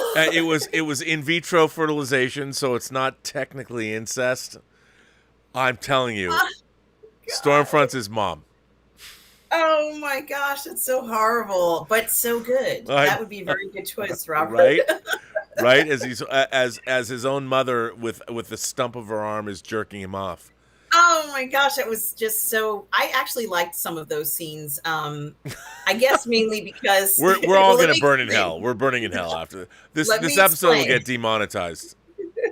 I think that probably already is. Homelander does not care what other people think about him. No, he doesn't. And he puts on this front. He's gonna wear the outfit and everything and get through everything.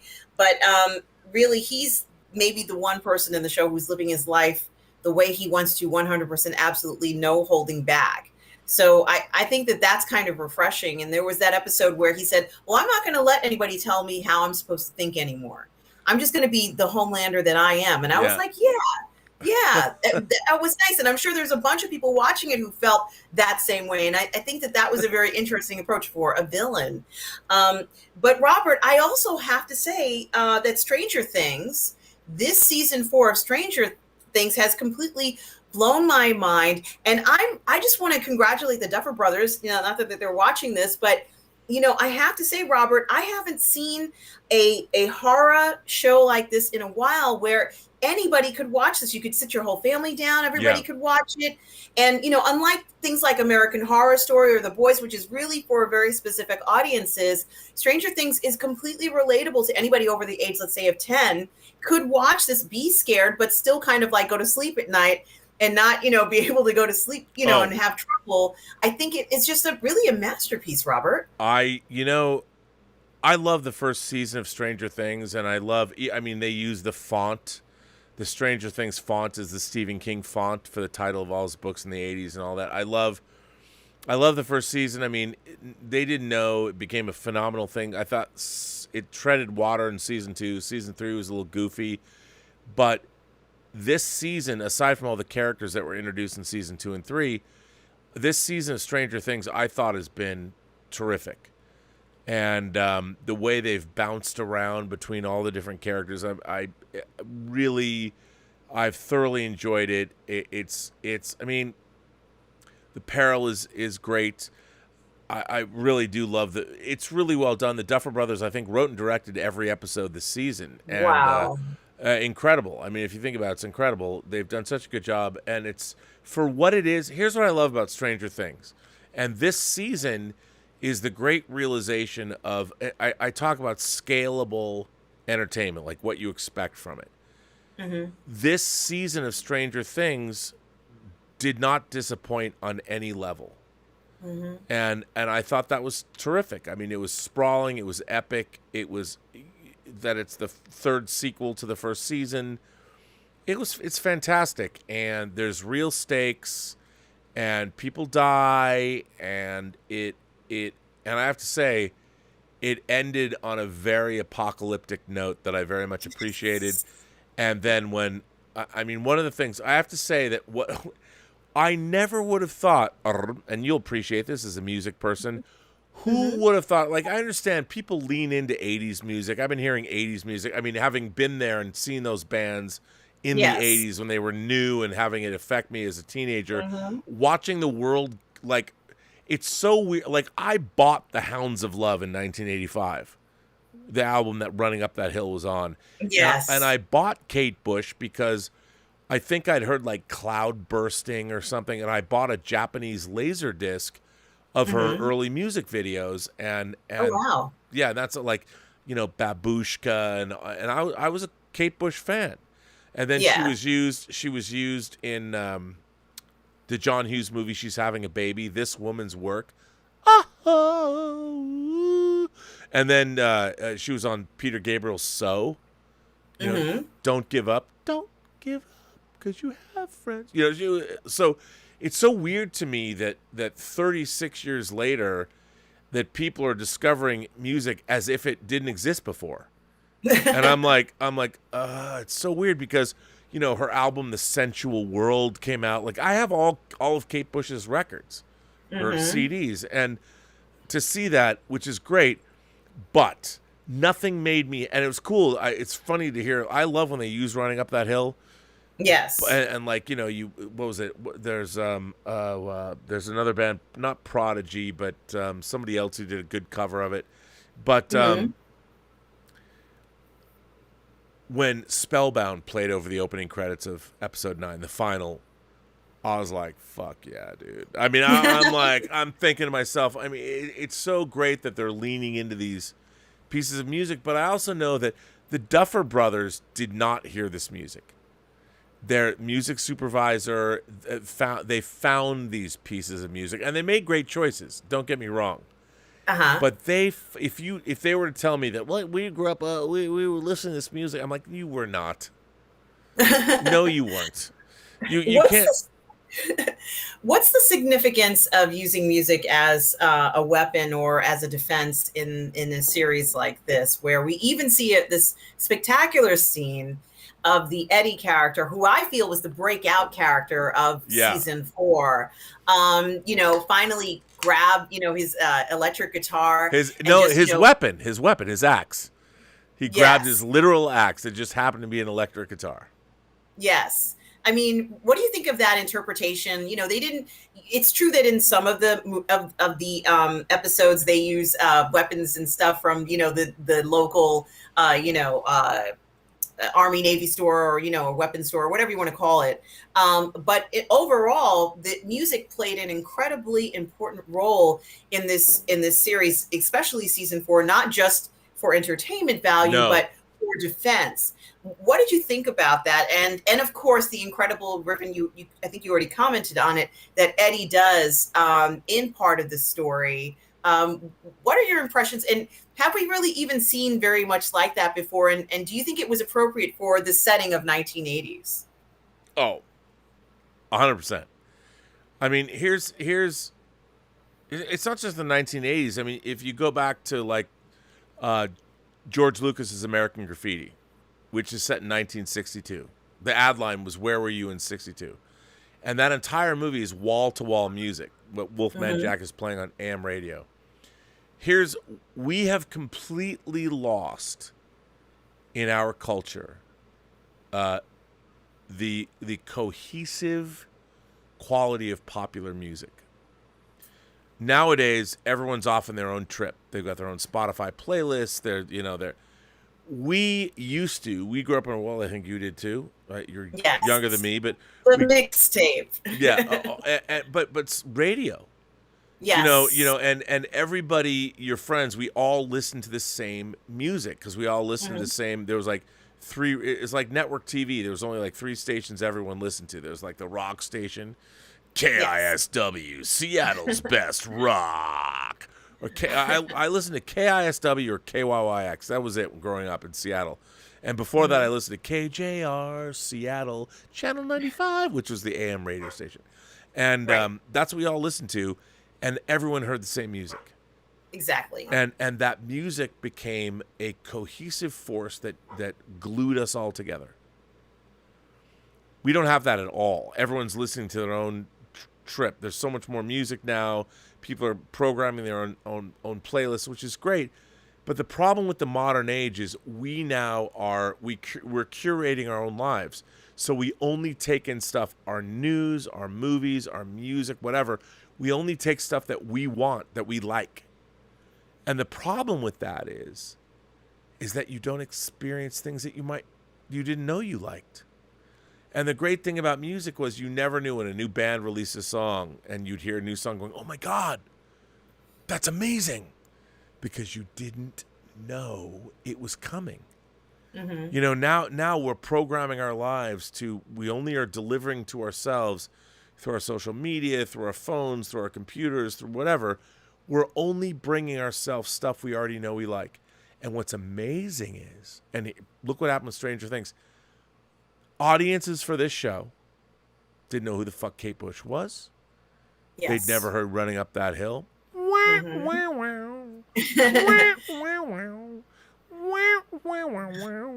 They didn't know. I mean, you're running up that road, running up that hill, running up that mountain. I make a deal with God. By the way, that was the original title of the song, and you now have an audience of people that are they're not only just like, what does music do, but it solidifies your emotional state. And Max's character, this song, Running Up That Hill, because of where she was at, having the dream she was having because of Vecna or whatever, that music is like, it's bottled emotion. And the music that we love reflects our emotional state. You know, it's like a muscle memory for your auditory purposes. And also your soul. You know, and when you pick whatever your favorite song is, like I delivered papers. I had a paper route, and I had tapes. I had mixtapes that I'd made for myself. This is like 1980, you know, and I had a Beatles tape, I had a Rolling Stones tape, I had a Pink Floyd tape, and it was my favorite. You know, I had bands that I liked, and my tapes were double-sided. I had an early Walkman, and they were curated songs, and I was making tapes off my turntables, and it was a big deal, and that music put you in an emotional state. You didn't just listen to it as like, oh, it's music playing. That music defined you. Mm-hmm. It defined who you were as a person, and it was like, oh, what's your favorite record or what's your favorite song? And it's like you'd think about, like, maybe you lost your significant other, like, or a parent, like a father or a mother, and there was a song that made you think of that, and you listened to that. I mean, Kate Bush, what's really funny to me is if people start delving in, and there's going to be people, like, listening to Don't Give Up, the Kate Bush, Peter Gabriel song off So. That's a fucking phenomenal song. Well, Robert, her song, Running Up That Hill, it went to #1, Robert. It's the #1 song in the country, I think, in the U.S. Insane. I mean, it's insane. Mm-hmm. Why? Because people love Stranger Things, and then this song becomes a thing, you know, which is great, because now it's like all good music. Music is associated with an emotional state. And, you know, you love Stranger Things, and this song comes on, and Max's journey and how it helped her escape from Vecna and all that. I mean, it now will mean something to people, which is amazing. It's amazing. That's what we haven't had that. And you know what? Like radio, everyone is watching Stranger Things. So it's like it's not radio anymore because we don't have radio stations, but Stranger Things on a global scale, talk about scaled entertainment. The planet Earth is watching Stranger Things season 4. They heard this song for the first time because it came out in 1985. So what is that? We are 47 years. Yes, Robert. We're 40 or 30. We're 37 years after the song came out. So, I mean, most of the people listening to it or watching Stranger Things weren't even fucking born. That's right. They've heard this for the first time. And a great song, it doesn't matter when a great song is written. I mean, we're still listening to Beethoven's Fifth. Dun, dun, dun, dun. Dun, dun, dun, dun. It's 500 years old. We're still listening to it. Something that's very interesting about what you're saying, Robert, and just to kind of add to what you're saying, is that the music brings joy to everybody who listens to it, or is supposed to bring joy. And I think that's what was used essentially to combat this evil in the story. But we also don't want to see children necessarily fighting with weapons necessarily, like using music as the way that they battle or as a form of fighting that evil. I think was very satisfying to see. Oh, yeah. Because, sometimes when you're not feeling great, you put on music and it consoles you, makes you feel better. You're in a sad mood, you want to hear a sad song. You put on that song that you like. But something else that I've noticed that our generation hasn't had the benefit that previous generations has had when it comes to music is, I remember my mother's record collection, and she had albums of famous singers that would do these songs that, like there'd be like these standard songs. Yeah. And each person would have the same version of these songs, like I'm Beginning to See the Light. Ella Fitzgerald would sing it. Frank Sinatra would sing it. We're kind of seeing it with, like some of these other singers, like Harry Connick Jr. would do his album and he'd sing these classics. Yeah. We've lost a lot of that, though, because we're not seeing as much of it as we should. I mean, the last person that I can really think who even kind of pushed it to the limit was that guy who sang in Las Vegas. I can't remember his name just now. He's a famous Las Vegas singer, and he would do covers, but he was known for being a singer in Las Vegas. And what is his name? But he even did some heavy metal covers. And I think it's very interesting. Wayne Newton. Yes. Somebody like that who says, I'm going to continue doing my songs and standards, but I'm going to go ahead and sing, a song by Guns N' Roses. Right. I'm going to go ahead and continue and do those types of things. And we haven't really been getting a lot of that. And I think if we start to go in that direction, Metallica released an album last year, or it might have been this year, but recently where they had tons of tracks, but they collaborated with people, trying to get other people to collaborate and sing these songs, bring them back so people can kind of get back in the mood of the creative process, because it really has been stupefied. We're not seeing a lot of what we used to see. And, I think bringing something like that back, like what we saw in Stranger Things, let people go ahead and make covers of this and sing it and kind of enjoy it. It's going to get those creative juices flowing, and we'll be back in the hopefully in what we see. Thank you, Pat Boone. Thank you, Tom. It is Pat Boone. I couldn't remember. I can't believe I couldn't remember. Right. Or was it Wayne Newton? It was Wayne Newton. Wayne Newton sang a lot of stuff too. I mean, in Vegas, there's been a lot of. I mean, people like Richard Cheese. There's all kinds of. But it's true. And what I find really interesting is the revival of Kate Bush's Hounds of Love and Running Up That Hill. What made me sad about that is that, because again, I have that CD right over here. I bought that CD when it came out. The CD that I own is my 1985 version of the Hounds of Love. Wow. Gosh. I mean, I couldn't afford CDs in 1985, Robert. I could only buy cassettes. I apologize for that. No, it's okay. It's okay. I was always You're very lucky. I was a physical. They were expensive, Robert. I worked at a store that sold CDs and laser discs, and so I got them at cost. But what bums me out is, again, as a student of pop culture, like when I was growing up, like one of my favorite bands was The Doors. Like I wasn't alive when The Doors were alive. I mean, they gave their last concert in 1970, and I was listening to them 15 years later. It's weird to think that when I was in high school, The Doors were less than 15 years away from us. Yes. So weird, like Morrison Hotel, whatever. Bizarre. And now that the Hounds of Love came out in 1985 and people were listening to it 37 years ago, and I bought it, and it's right over there. It's so weird. But it's great. But what I'm bummed out about is when I was growing up, our pop culture knowledge was way more expansive. Like we were watching, I've always said that in one day when I was a kid, in the morning they would show Our Gang shorts from the 1930s. Yes. I'd be watching Leave It to Beaver from the 50s, and I'd be watching I Dream of Jeannie and Gilligan's Island and Bewitched from the 60s, and then Brady Bunch and Partridge Family from the 60s and 70s. A ton of stuff on syndication. So you would watch you'd watch 50 years of American pop culture in one day. Mm-hmm. So you knew, like, if I were to say to somebody right now on this chat right now, if I said, hey, how many of you have seen Our Gang shorts?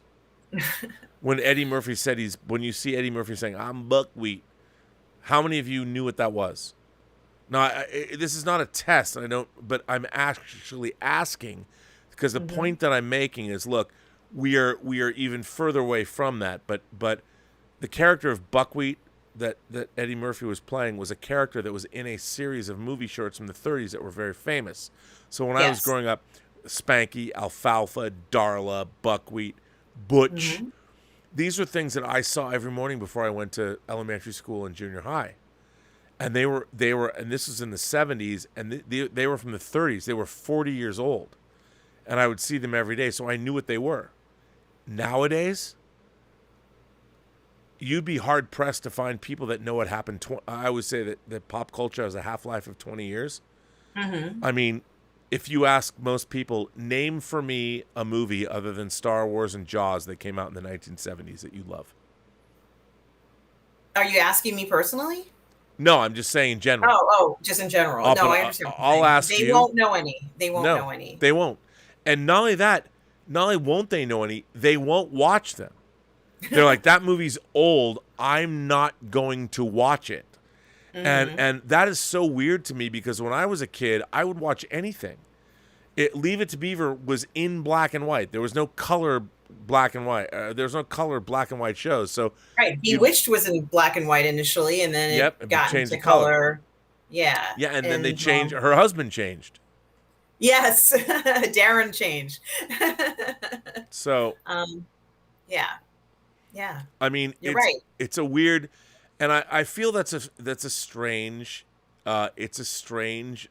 Well, it's a loss of culture. It is a loss of culture, and we have to acknowledge that. And I always thought that loss of culture was the reason why we do have writers who feel like a whole generation was skipped, or they don't know what happened. These were things we grew up since we were very, very young children, seeing these shows on TV, on syndication, on a regular basis.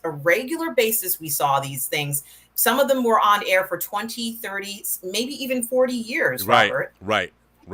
By the way, I have to say that our friend RRTNZ from New Zealand, who's a member of PGS Hero, says, "Hail, Rob," and I agree that Strange New Worlds writing has indeed totally tanked. I would love to see Rob debate best Trek episodes with Dave Cullen. Cheers. So for those of you who don't know, Dave Cullen is a YouTuber. You might know him because he doesn't appear. He's appeared sometimes, but he appears usually as animated versions of, not animated, but drawn comic book, caricatures of himself. I really like Dave Cullen's analysis. Again, like he's very different from Critical Drinker, but he's from the UK. Well, he's from the British Isles, I should say. And I'm a huge fan of his. And he's often name checked me, which is very flattering to me. So shout out to you, Dave Cullen, because I watch your stuff. I would love to do a stream with him. I think he likes Strange New Worlds more than me, but Boat comes back again and says, "Hey again, the problem with new Trek and franchise obsession in general is the entire creative process is backwards. It's self-reference first, not story and character. Just tell me a damn story." Well, Boat, I have to say, I mean, and this has been pointed out the last couple days on YouTube. When George Lucas was creating Star Wars, there was no Star Wars to draw on. He hadn't made it up yet. So he was bringing to it all the influences that he had, like Flash Gordon serials or Kurosawa films or Dune. And all the things that he'd read and liked. Nowadays, everybody that's making Star Wars is only referring to other Star Wars, which I think is kind of antithetical. The reason that we're getting Star Wars is and that's unsatisfying Star Wars and Star Trek is because literally the people making modern Star Trek and Star Wars are up their own asses, meaning they're up their own franchise asses. The fact is, if you're going to make Star Wars, I've said this before on the show, get rid of the Star Wars of it. Get rid of it. I don't want to know about it. Forget Obi-Wan Kenobi's a Jedi. Forget about Order 66. Forget about Luke.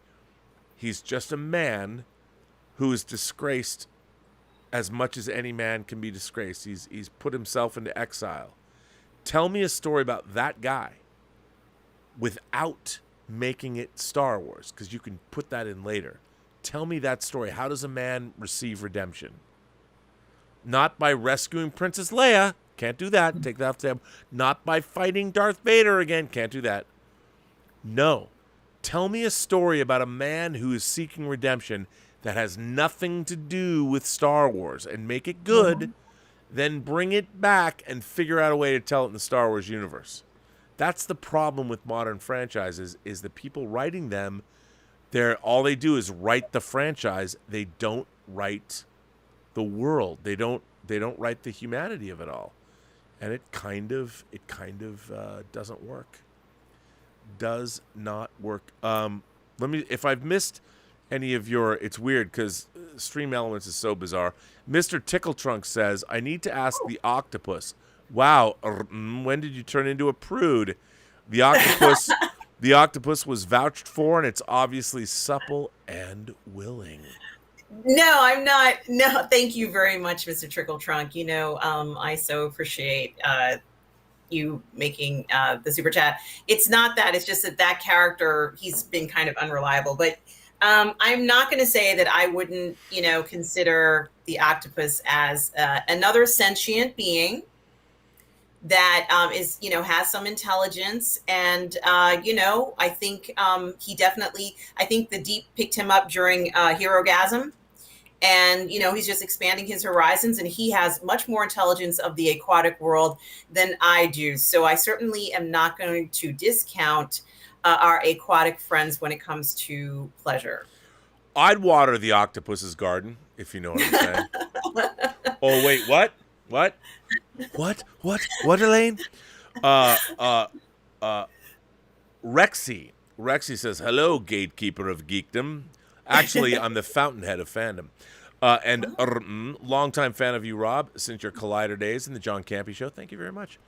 What do you think of Maeve being pregnant with Butcher's child since Homelander's convo about harvesting eggs? That was one of two. Let me go on. And also, do you think the radiation emitting from Soldier Boy will target the brain tumors Temp V induces and give Butch and Huey a chance of surviving? Let me answer that quickly. Mm-hmm. I think that Maeve is pregnant with Butcher's kid, and that will be their kid that Homelander can't take away unless he kills Maeve, but he can't. I think it's going to be amazing. And I also think that Huey and Butcher are going to be dying of Temp V, so they're going to have to take full-on V and become superheroes permanently. I agree with that, and I think that Huey will change when he becomes a full-on superhero. I think that it's going to be the most drastic change. I do love Butcher. I love his one-liners. I love his snarky remarks, which are only matched by Soldier Boy. But, to be honest with you, Huey is not going to be the same person once he becomes a full-on soup. And, of course, that's going to mean that he and Starlight are not going to be able to stay together, unfortunately. But it's going to be good. Huey's going to be incredible. Yeah. I can't wait. And with the writing, the quality, that I don't know how long The Boys is going to go. They've already announced they're doing season 4. It starts shooting at the end of this month, I think. So we'll see. I mean, I'm looking forward to it. Kevin Morales is here with a super chat and says, "Hey Rob and Lael." He's not here, but Latoya is not feeling well, so he's not here. But just wanted to say I finally ordered my first hot toy, Darth Vader: Return of the Jedi. Excited and raring to order the Gambit hot toy. Have they announced a Gambit hot toy, or is that a third party? I mean, I have a Gambit So Toys figure, but I don't. I didn't know if they've. That'd be great. I can't remember if it's third party or hot toys. Yeah, I mean, which is great. I love the Gambit figure. It's really good. I quite enjoy it. But congratulations. But by the way, I take no responsibility for you on the sidewalk with your hot toys and no food, cowering in the sun. Where'd my house go? I don't know, man. Buy Modja cases. Steven Anderson says, "What's up with Picard season 3?" Well, that's a good question. They made it. That's all what can I say? I mean, should I say something more? What do you think? Well, they left Picard season 2 felt very unfinished to me. And I am kind of curious as to what season 3 has in store. I'll still watch Picard just because I love you know the character and the actor. But there's a lot of things to think about, and that Borg situation, the Borg Queen situation, or whatever, however you want to describe that girl's situation. I can't remember her the character's name, but it's become a Girardi. little. Yeah, I thought it was Girardi. It's become a little confusing, and I guess it's just something they want to experiment with. Borg Queen on the run, or Borg gone wild, like. Oh, they don't deal with her at all, ever. And the reason I know Well, that, mhm. I have to say, so what can I say here? I may or may not have seen or read or somehow experienced the entirety of Star Trek Picard Season 3. And people might ask, like, what?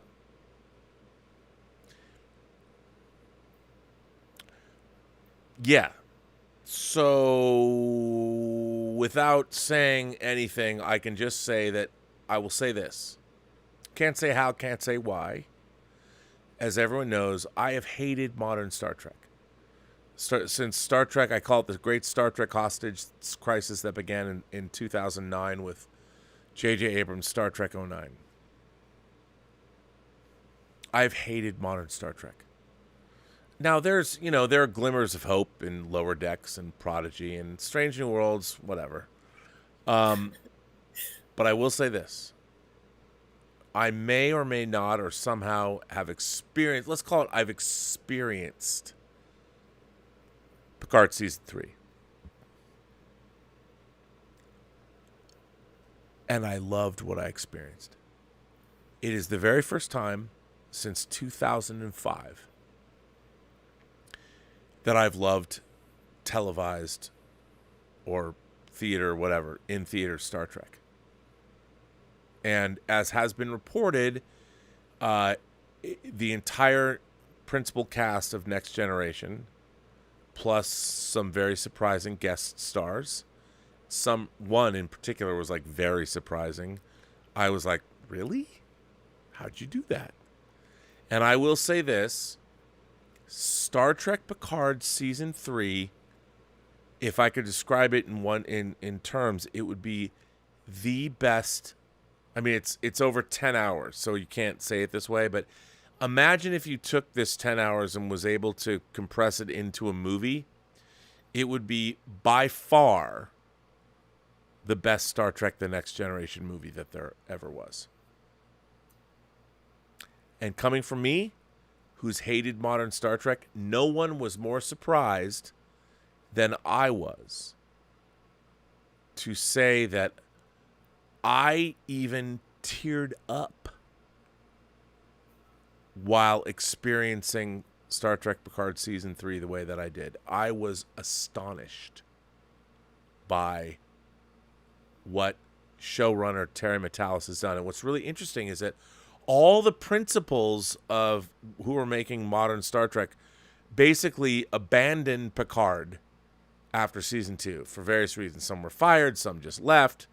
So showrunner Terry Matalas, who actually was the co-creator, co-showrunner of the 12 Monkeys TV series, basically not only was he given carte blanche, he's a huge Star Trek fan. He worked for Brandon Braga on Voyager and Enterprise. He's old school Star Trek, and he knows what he likes. And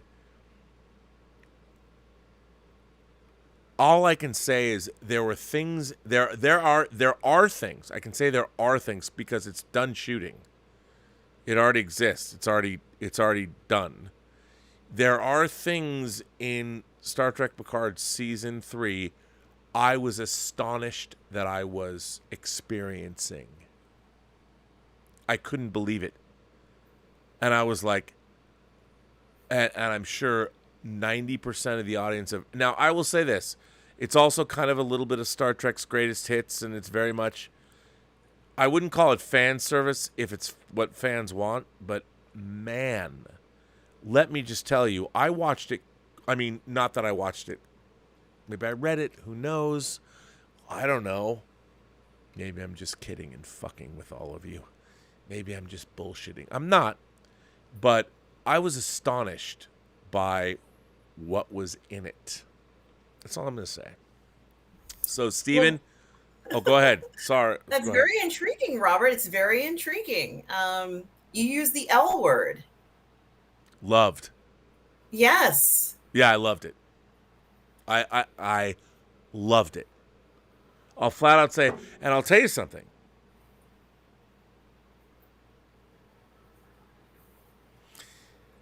A half an hour into this third season, if you love The Next Generation, you will be won over. You'll be in. You won't be going, well, what? And that's not saying people haven't liked what Picard 1 and 2, seasons 1 and 2 were. All I can say is you'll see. And everyone's like, oh, Rob, you're a Paramount shill. Yeah, they've sent me a big check. So I'm going to back up and say, yeah, I haven't hated fucking Star Trek since 2009 on. The Great Hostage Crisis. No. Finally, and there is so many things in it. There are things in it. Here's the thing. I could make a list of things about Star Trek Picard Season 3 and hand it to Alex Kurtzman and go, isn't it amazing that... And he would look at this list and go, I don't know what the fuck you're talking about. Seriously, honestly. Michael Chabon would be like, I hate this fan service bullshit. What is this? Alex Kurtzman would say, talk to Akiva. I'd go to Akiva. I'd be like, Akiva Goldsman, look at this. He'd be like, I don't know what any of this is. I'm like, exactly. You know what it is? It's in Star Trek Picard Season 3. I mean, I'm just telling you, as an old school Star Trek fan, if you love Star Trek The Next Generation, you are going to... I will say one thing. that I can actually say for real. So for those of you who doubt, and those of you who are in the know that would know whether I'm talking shit or not. So do you all remember how Star Trek II, The Wrath of Khan, begins? Do you remember the first thing you see? No, I don't remember the first thing I see. The first thing you see is a title card in blue in a very specific font that says, in the 23rd century. ... And then it goes into the Kobayashi Maru training scenario. Right? Okay. How do I put this? Assuming what I have experienced remains the same, Star Trek Picard Season 3 begins with that exact same title card. Same font, same color, and it says, in the 25th century, ... So if you're a Star Trek fan and you love Star Trek 2 in the 23rd century, you're now in the 25th century, I was like, I wonder if they're going to be able to really do that. And I can tell you they did. And I was like, that's a deep fucking cut. And anybody who knows their Star Trek is going to watch this. And the reason, now, not to toot my own horn, but Star Trek Axanar, the fan film that we were doing, was also going to start with a title card that said in the 23rd century. But the fact that Star Trek Picard Season 3 begins with this, it tells you that, hey, you people that didn't recognize what Star Trek universe this was, we're telling you this is the canonical, actual Star Trek universe you've followed since 1966. This is canon. And I will say that Star Trek Picard Season 3 is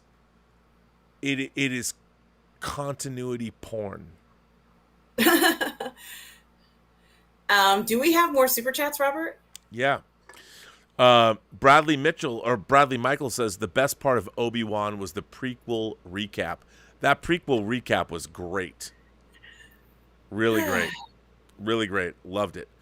Did you like it? Oh, it was good. I thought that I have mixed feelings about it. For me, the best thing of the series was just seeing Ewan McGregor. Yeah, Like, totally. I think he looked incredible, and as I said, he can take any script, no matter what it's like, and make it sound like Shakespeare.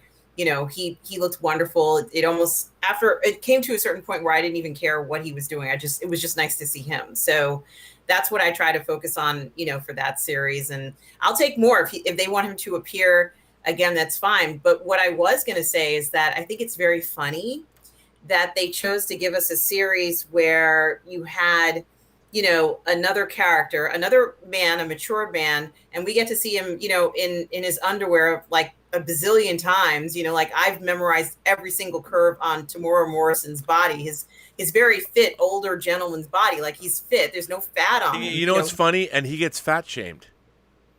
I don't know why you should get fat shamed. Well, because the world we live in doesn't understand. They're so media addled. They don't get what. Yeah, it's frustrating. Well, Morrison is nice and thick, and we got to see him in black case, throwing him around, all soaking wet, and all sorts of niceties and such. And it's very appealing to see him getting tossed around. And Tamora Morrison is like, oh man, but he's just so strong and muscular. And we don't get not even one scene, except for when he goes in the back to tank really quick, of Kenobi like putting his robe on or taking it off or something. Even the water scene, they wouldn't even give us that, of like him having to take the robe off or something. Now, I'm not asking for full-on nudity. I'm just saying, give me a break here. Give me a break. He's in the desert. Sometimes he's got to take the robe off. That's all I'm saying. I'm with you. I mean, he's got to watch that shit, right? Yes. You know what? God bless you for how I completely uphold that. Look, even I love seeing a great when I haven't seen Thor: Love and Thunder yet, but look, I want to see his ass. Oh my gosh! I want to see his ass. Gosh. I mean, he's got a great body. I mean, just because I like to see great glutes. He's got great glutes, and they blur it out. I want to see his bare ass just because it looks good. I mean, I want my superheroes. I can unashamedly admit, give me Chris Hemsworth's Thor. That guy's a hunk of burning love. I'll freely admit it. I can look at him and go, that is one attractive man. I'm secure enough in my sexuality that I can be like, does he turn me on? Fuck yeah, he does. Fuck yeah. If I was going to fuck a dude, I'd fuck Chris Hemsworth in Thor: Love and Thunder, because that guy is awesome. I don't know if my needs would be taken care of, but I'm just saying, I mean, I'm secure enough in myself to say that guy is amazingly beautiful. And I think, ultimately, I think human beings, if we admit it to ourselves, we can look at, like, I, secure in my sexuality, I can absolutely say Chris Hemsworth is a beautiful, unbelievable, hunky specimen of man. It doesn't make me feel insecure. I mean, women can look at other women and go, oh, that girl's so pretty all the time. Mm-hmm. Dudes, our culture doesn't allow that. I'll freely admit it. I look at Chris Hemsworth and go, man, if I could look like that guy, I would get so laid. I can say that.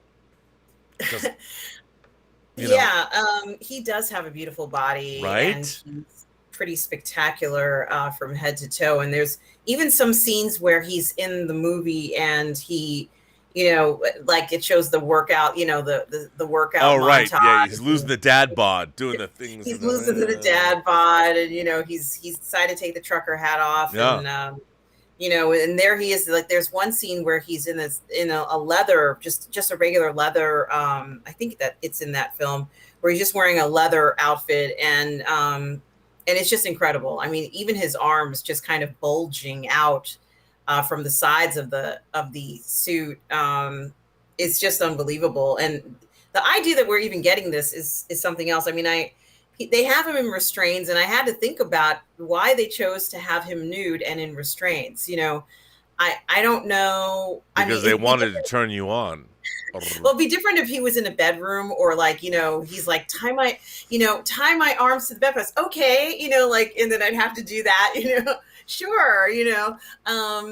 But this isn't necessarily that scenario, and his body's sort of like on parade. It's like we're going to all look at him. We are going to, and it felt kind of very, almost barbaric in a way. But it's not going to stop me from looking at him. And but I think I like to see my men unrestrained. I like unrestrained men. I love hearing you say that.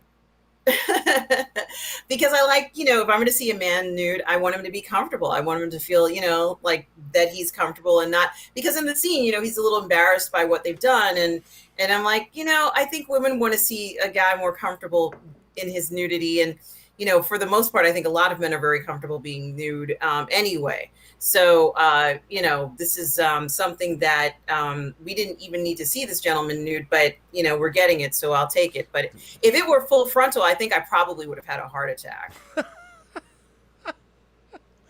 God bless you. God bless you. Ron C. asked this question. Rob, off topic.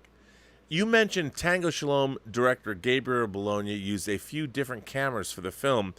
Were you able to edit offline with the different grade of footage? Good to see you. Yes, Ron, I cut Tango Shalom on Final Cut X, which, the way that Walter Murch wrote a book about cutting Cold Mountain on Final Cut, I could write a book about cutting Tango Shalom on Final Cut X. But what Final Cut X allowed me to do was in the timeline, I could use any different format of footage and cut it, and it made it easier. So yes, to answer your question, that is absolutely true. And it was no problem at all. Which, by the way, was something I didn't expect.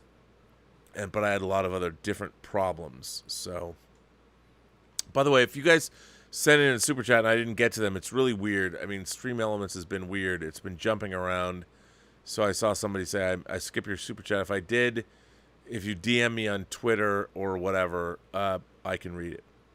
Sometimes I haven't been able to see. This is bizarre. Our friend Mikey Lito. Hi, Mikey Mikey. Mikey Lito says, as I just finished Stranger Things 4, yours is another show I'll have to hit rewind on when you're done. However, good morning to you both, and hello to all. Mikey? Good to see you, sir. I didn't see you, but good to hear from you. Appreciate it very much. As I go down, let's see.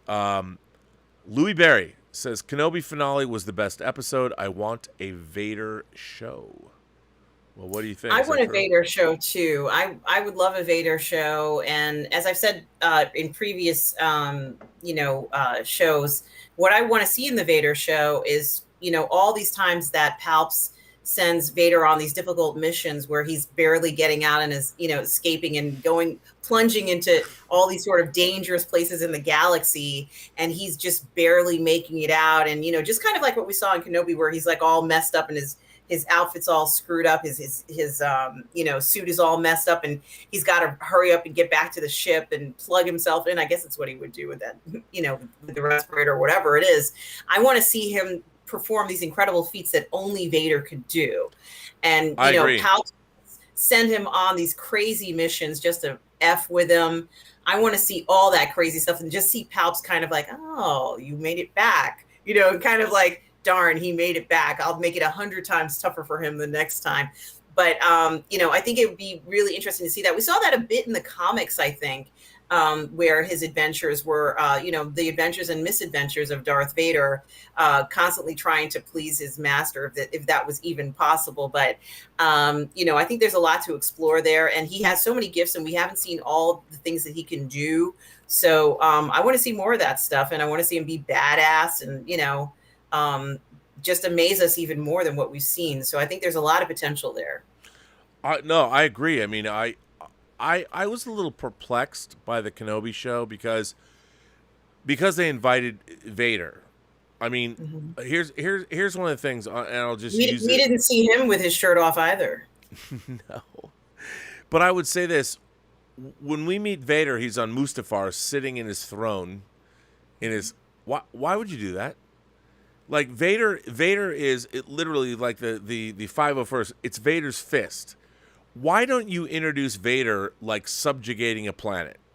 Like his Star Destroyer rolls up, he comes down with his troops. the first thing you learn in screenwriting, and I will say this: I am not a screenwriting teacher, but I would make a great screenwriting teacher. Here's what you never do. And I'm not saying you can't break this, but if you have an iconic character, you introduce them in the midst of their action. We know Vader. Vader in this show is introduced sitting in a chair. And by doing that, you neuter your character. When we meet Darth Vader, a door has been blown open. He steps through in the smoke. When we meet him in Empire Strikes Back, aside from that's it, the rebels are there. When he comes into the rebel base, he comes in purposeful. He strides in all power. It's amazing. The fact that the Kenobi series introduces Vader sitting in a chair, to me, metaphorically, stands for everything wrong with modern Star Trek and Star Wars together. Because they both suffer from the same problem. People no longer, our writers today do not understand how to write iconic characters. They always want to bring them down to earth and make them like us. Here's pro tip: they are not. They are better, faster, smarter, sexier, more powerful than we are. Nobody wants to see a Darth Vader that they relate to. He could be me. No. The scene when Leia and Han on Cloud City finally are going into the dining room, and of course Darth Vader is at the head of the table, and Han. We would be honored if you would join us. Han instinctively pulls out his blaster and fires it at him, and Vader does the coolest thing. He goes, and and just stops a blast. Yeah, like you're like, what? That, and then he not only stops it, but then he takes it from him. It's like, I'll let you get off a few rounds, but I'm taking it from you, punk. Like it was so smoothly done. They didn't stand a chance, but it was so much style that he has in moving, and something cool like that. Show us something, that we know he can do so much, but something cool like that would be nice to see, when you open the door. We live in a world where kids today that are now have grown up, or kids people have grown up today and they spend half their lives in therapy. And they're putting it in their stories. They do not understand what iconic characters that don't need therapy are. Everyone's like, no, everyone has trauma. Okay, here's the thing. The universe, to be born, is to exist in a world of trauma. We live in a world of trauma. This is nothing new. The fact that we want to quantify it and make it part of stories about heroes, fuck that. Living is traumatic. Being alive sucks in the long run because we're going to fucking die. So the greatest trauma of life is that you're going to die. Your life, this great life, is going to end.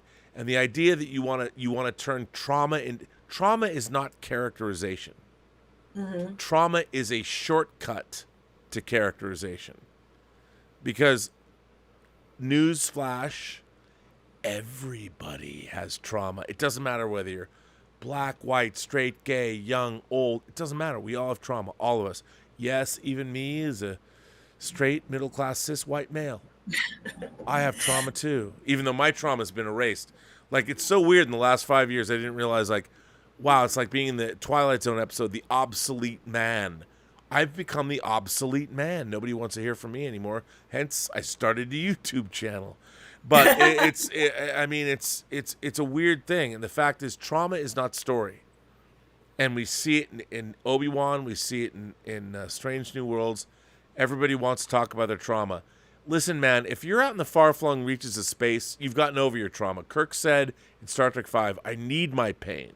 Yeah, you do. It does not hamper the work that you do. Picard Season 2, it would have you believe that Jean-Luc Picard... Star Trek Picard Seasons 1 and 2 destroyed the character of Picard. Season 3 restores him in 20 minutes into the first episode. Well, Stranger Things deals with trauma, but it doesn't take over the entire show. It still has a lot of other parts of the story to it, and Well, and it's a decent. but Eleven's trauma, I mean, she is literally a guinea pig. She's what the Chinese experienced under Japanese occupation. She's basically a concentration camp survivor. Mhm. 11 is a Jew. That's why I love her. She suffered human experiments on her. Not because somebody was mean to her. She didn't have emotional trauma like, oh my God, I got a bad grade and I was misgendered or someone didn't use my pronouns or whatever it was. She was literally experimented on Mhm. by unscrupulous scientific minds. She literally suffered actual mental and physical trauma at the hands of sadists or papa. Yes, and when she ended up in school, she was bullied. For part of the show, and they do talk about not wanting to be bullied anymore in the story, but it's not the main focus of the entire story. There's still a lot of substance in Stranger Things where they can actually put in stuff that's traumatic, but still have like the remainder of a very good story too. Yeah, and she was bullied because she doesn't understand, she was not socialized.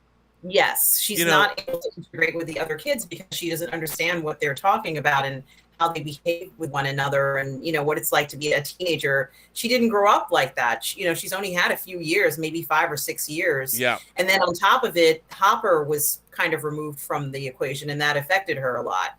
Yeah, and So I'm sorry. no, what I love about that is that you know, I think the way people write characters now, like every single person on Star Trek gets defined by their trauma. And I see that as a horrible narrative shortcut because we all have trauma.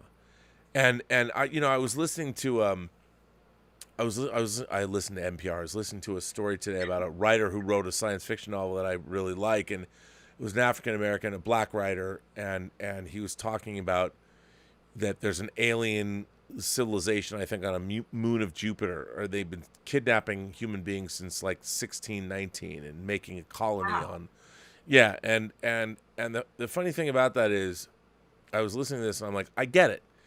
You want to write a story about black trauma in America, which is very legitimate, totally understandable.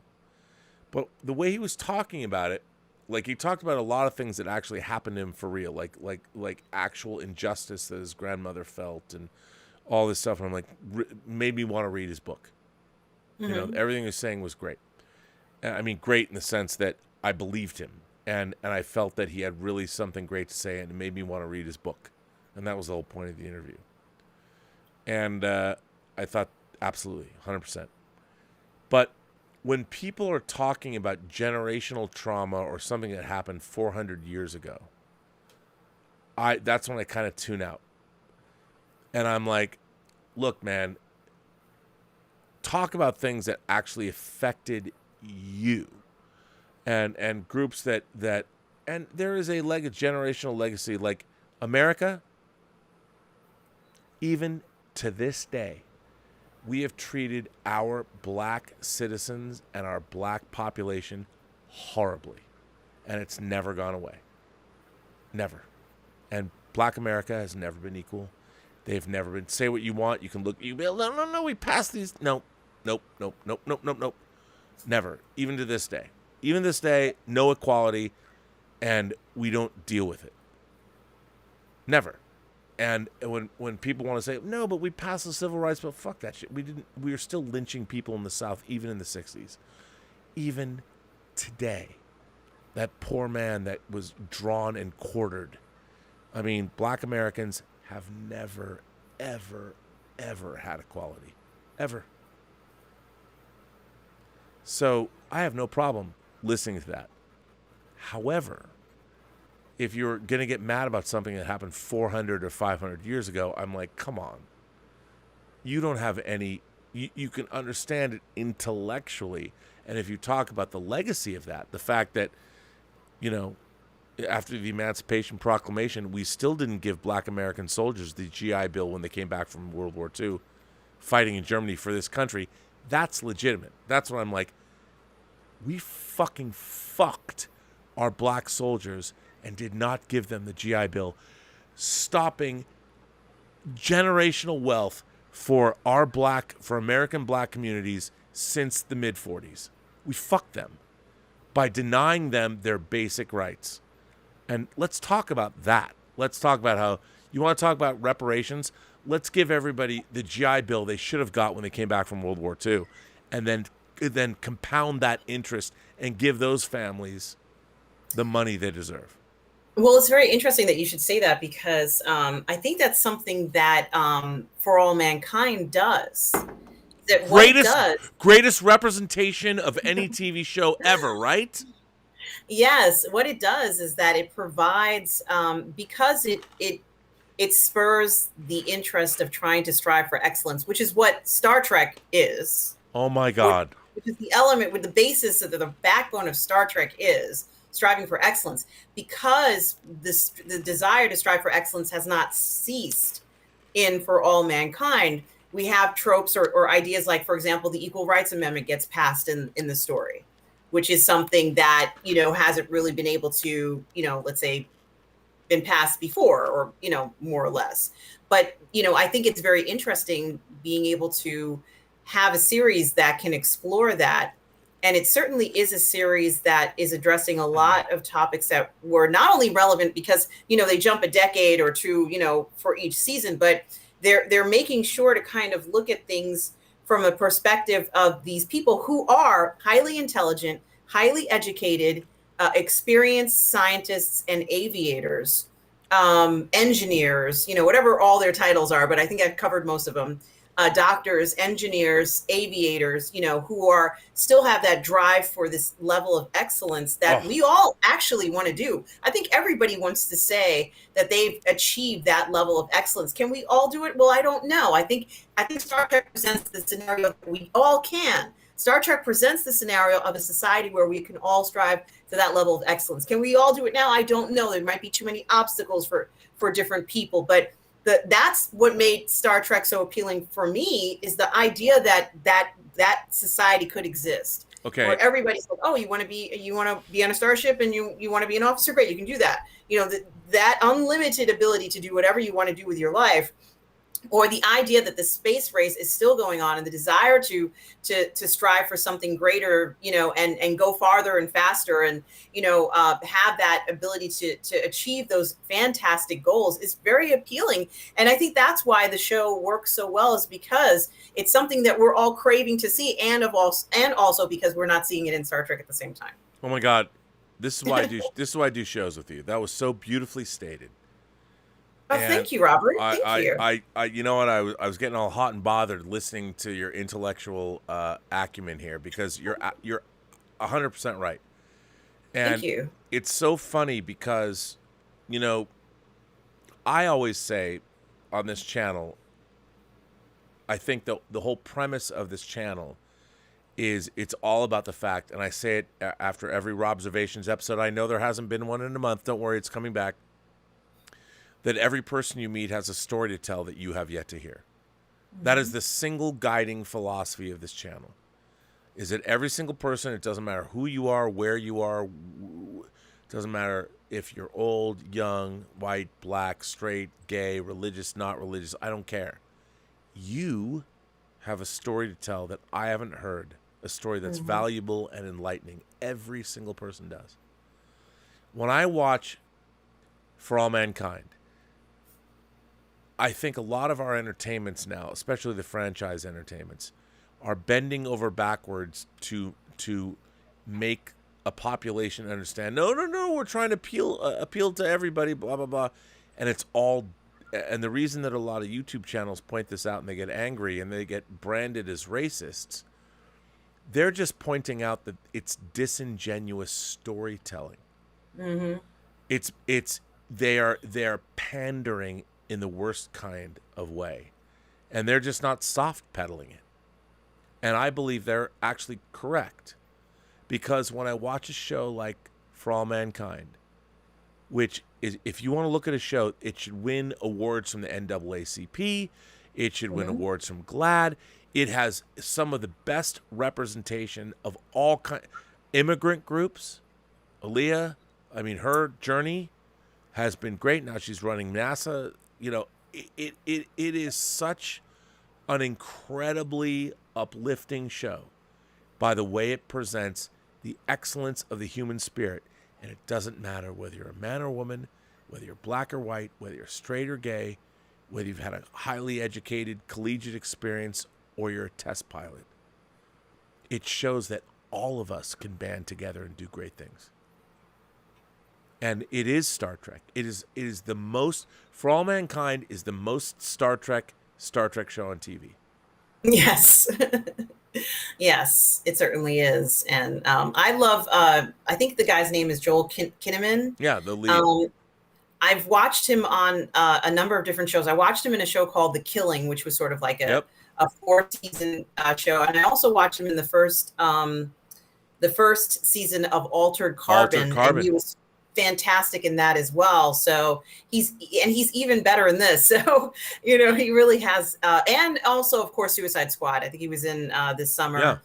Last summer, he was in a film there. I can't remember the character he played, but the most important thing is that he's fantastic in these roles. I really am so impressed with his performances as well. You know what I loved about him?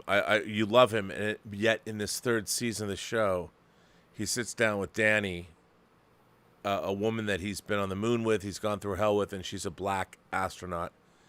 And he sits down, and he's been demoted from the first Mars mission by NASA. Mm-hmm. And he's sitting down with a woman, a friend, a person that he loves probably more than anyone in the world, that they've gone through hell together. Hi, Bob. I mean, and he says, you know why I was replaced and you got this mission. And she's really taken aback because what he's insinuating is because she's black and she's a woman that she got this.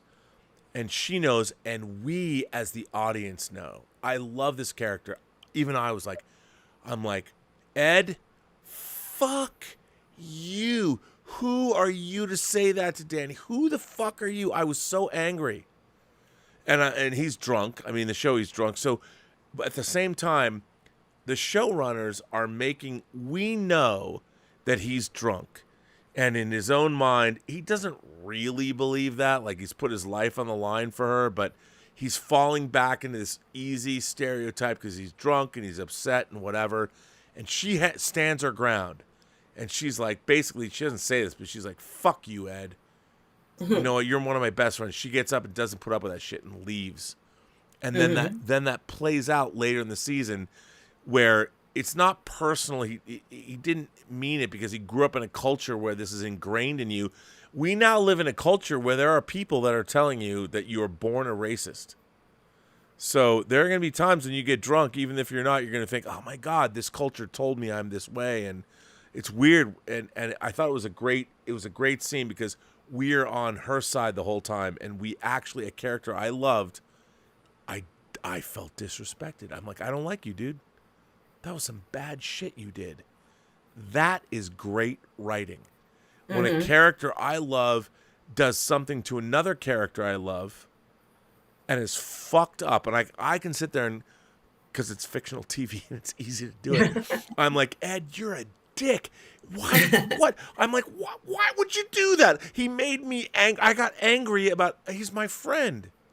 Even though he's a fictional character on the TV, I'm like, why would you do that to another friend of mine who's done nothing? The two of you have been through.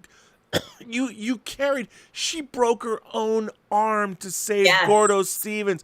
Yeah, that's right. This is who she is, man. What the fuck? There's nobody more solid than her, and you did her dirty, Ed. You did her dirty. I mean, she is arguably the most stand-up character on the entire show. She was locked in her hotel room in Russia when the Russians detained her in the second season. She stuck it out through astronaut training despite the fact that she thought all the odds were against her. She might be the greatest, most virtuous, most heroic character on television. And our boy Ed dissed her. Dissed her! That's why For All Mankind is so great, because I got mad at one fictional character and upset for another. I was gonna get ready to take up arms for Danny and be like, "Fuck you, Ed, you're a dick." That's how good that show is. You know what show doesn't make me feel that way? Strange New Worlds. For All Mankind, did you watch the 4th episode yet of the 3rd season? No, I haven't. No. Okay, let me just say this. I've never, ever watched a TV show in my life where I actually ducked. Ducked. I went, you'll know. Oh my goodness. You'll know. The last 20 minutes of, there's an episode of television of ER during the 1st season. I maintain it's one of the greatest hours of television I've ever seen. It was directed by Mimi Leader, and it's called Love's Labor Lost. This episode, and in Love's Labor Lost, it starts out as this happy episode. Basically, couple comes in, woman's very pregnant, she's getting ready to give birth. It's all happy. That's all I'm going to tell you. I'm sure it's online. I don't know much about ER. You get it. It's a medical show. Even if you don't know the characters, you'll understand. I defy you to watch Love's Labor Lost and not go through an emotional experience. I defy you. I felt that this episode, it wasn't as emotional, but from where the 4th episode of the 3rd season begins to where it ends, to me going, literally ducking from a shot from a TV show. Wow. It made me think of Love's Labor Lost in terms of the journey that it takes you on. Because it's very unexpected. And at the end of the episode, my jaw was like, I had no idea. Anyway, so we've got, let's see, Norwegian Kryptonian just sent us a smiley face with glasses on it, smiling. Thanks, Norwegian Kryptonian. Thanks for being a PGS hero. Thanks for being a member of the channel. Norwegian goes on to say, my biggest problem with the Kenobi show was the Inquisitors. I didn't like them. I didn't like them before the Kenobi show, and I liked them even less after. You know, what do you think about that? I mean, the Inquisitors come from our animated shows, and how did you feel about their translation to live action? I felt they could have done a better job showcasing the Inquisitors, and unfortunately we didn't get that point of view from them. Just a little bit stronger. I mean, it was very generic version of the Inquisitors, and yeah, you know, the writing could have had a little bit more brevity to it. You know, it was almost as if one of the Inquisitors didn't have any consequences to whatever they did. You know, they could just do whatever they wanted to do. And from what we've seen in the animated series, they don't have that, you know, freedom.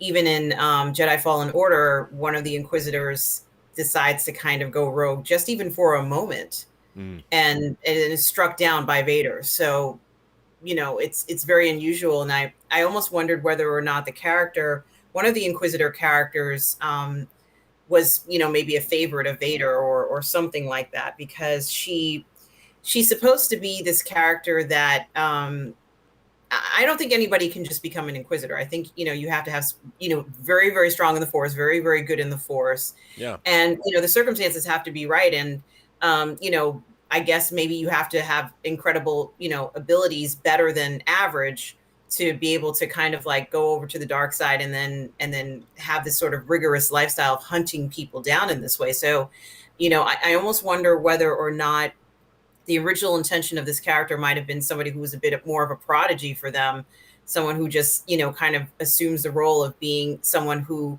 was taken under Vader's wing, because that's how I kind of view these Inquisitors, especially if they were young when they kind of became an Inquisitor. Yeah. They have to kind of be convinced to go to this other side. After all, one of them was in the temple. There was another one who was much older, and he was in the temple, but he managed to become an Inquisitor. So, maybe his book knowledge helped him, his ability to find out information about Jedi in general, or have that information.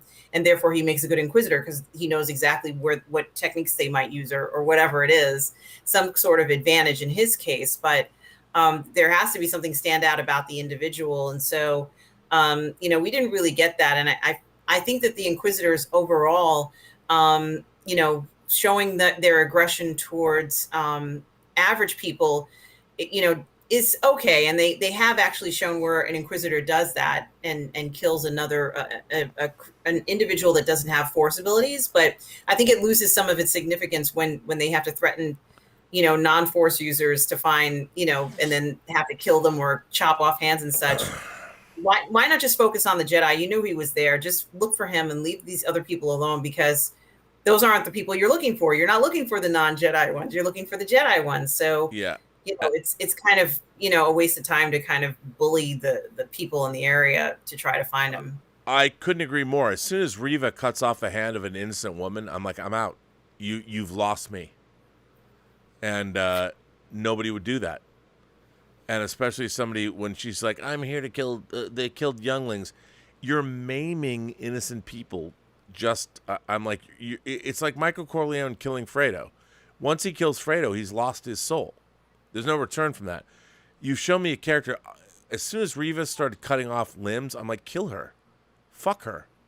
I mean, she's irritating. I hated watching a show about a person, an Inquisitor, that cut off the hand of an innocent woman, and I'm supposed to sympathize. I don't. And to me, that's terrible writing. And you're asking me, I will never sympathize with her. I wanted her to die the whole show. I mean, I'm like, I'm waiting for her to die. This entire show, the entire plot, the machinations of it, she had a kidnap plot and hired dumb people to do it. Like, literally, you want to hire kidnappers, you hired Flea from the Red Hot Chili Peppers. And I'm like, you're a bad criminal. You're terrible. And I hated the character. And it was funny, not because Ingram wasn't doing a good job. She had nothing to do with it. She was hired to she played the part she was given. They gave her a terrible script. She did so much better than this, and I think they could have given her a much better backstory and really showcase her, because she was the character that had the most to prove, because she's the new character. She's the new featured character, and she should have gotten that, that fantastic, arc that she deserved, in opposed to, the kidnap arc, which was okay. And then, having the checkpoint where, you can walk around the sides of the, or, the coat, the infamous coat scene. And also a bunch of times when we saw Obi kind of hiding, and he was, there's the Inquisitor, there's Obi, and he's literally on the other side of the wall. And I'm like, this is kind of corny. This is a little, low budget, even though they probably spent $20 million on the episode. No, it was really low. And the funny thing is, people look. I always point to the Deep Space Nine episode Duet, which was the penultimate episode of the first season. It's basically Kira and Harris Yulin in a room. In a room, 4 rooms. I mean, there are 4 walls in the room. You don't need anything more than that. And Obi-Wan Kenobi, I thought the Reva character could have been really intriguing, but I'm like, why are you writing her so stupid? Mm-hmm. Don't make her so stupid. I also would have put her, and I didn't say this the last time, or I might have said it before, I would have changed her outfit a little bit. I would have given her like more silver going down the front to make a V, like in V. Yeah. You remember V? And given her a V, like, I'm sorry, but, aiming downwards. Well, no. She has a sexy body. It has a, she's a beautiful woman. Yeah, so I definitely would have played that up a little bit more. And someone, I didn't say this was Lorena who was discussing this with me. By the way, Lorena Creole, who has her own YouTube channel, she's great. I love her. Yes, she is wonderful. What is her YouTube channel officially?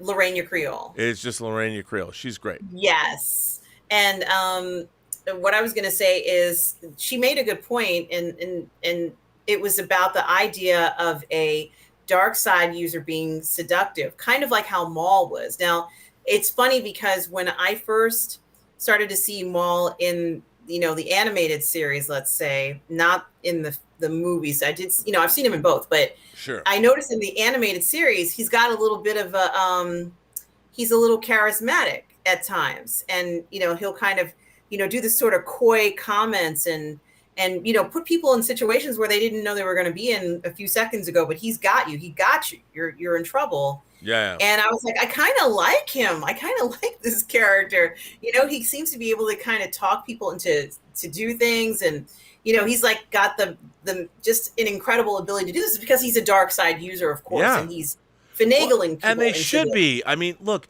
if I was a dark side user, I'd use half my time to seduce beautiful women or beautiful aliens into my bed. I mean, and because if you're a dark side user, you're a sensualist.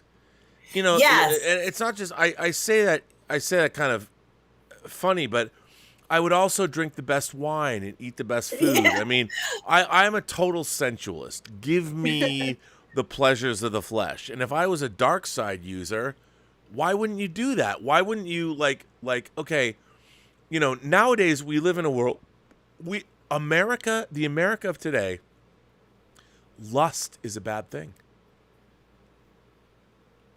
We've had it bled out of our society. I love Elizabeth, but if I was younger, I had a great time in my 20s and 30s, and lust. It was a great time. Lust was it was a very driving factor, and I indulged that. I can't imagine what it's like to be in your 20s today. Swipe left. I mean, you've had all passion and lust reduced to a picture on a screen. And what happened to like having some game, being able to walk up to a girl on a great Friday night in your favorite bar, you sidle up to the bar, and you see a woman, and by the way, if you're a guy and you're going to a gay bar, hey, you sidle up to another man that you like. If you're going to a lesbian bar, you go up to the piano where the girl's playing folk songs and you talk to her, or you're going whatever. I want to be inclusive. What I want to say is, we used to be able to, as a person, a human being, you look at somebody that's attractive in the milieu or the venue that you're in, and you make a play. You make a play for them. And it used to be fun and exciting, and it was crazy. And you'd have to walk up and you'd be like, I probably said this before. Here was you want to know my pickup tactic, what it used to be when I was younger? You can say no, and I won't say it. I'll not talk. No, I know. I go ahead. Let's hear it. So here's what I would do. So if I saw a lovely lady that I would like to meet or whatever, I would observe. I would kind of hang back, maybe a table or two away, and if she was at the bar, I would watch other dudes crash and burn. But I would have to pay attention. I would listen to what she was saying and listen to what the guys were saying. And then when I saw my opening, I would go in and I would probably get right next to her, as close as I could, right next to her. Wouldn't even look at her. I'd get the bartender, get my attention, or he'd come over, or she would come over, they would come over. I'd order a drink. I would say something, I'd wait for the drink. I'm listening, and then I would figure out a way to look over at the affections, the woman, the target of my amor, affections, whatever. Mm-hmm. And as I was waiting to get my drink, I would say something that referenced the other guy that tried to pick her up.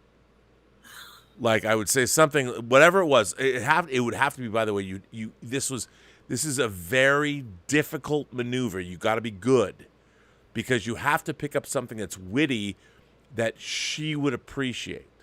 Mm-hmm. Maybe it was if he was wearing a hat or something, whatever.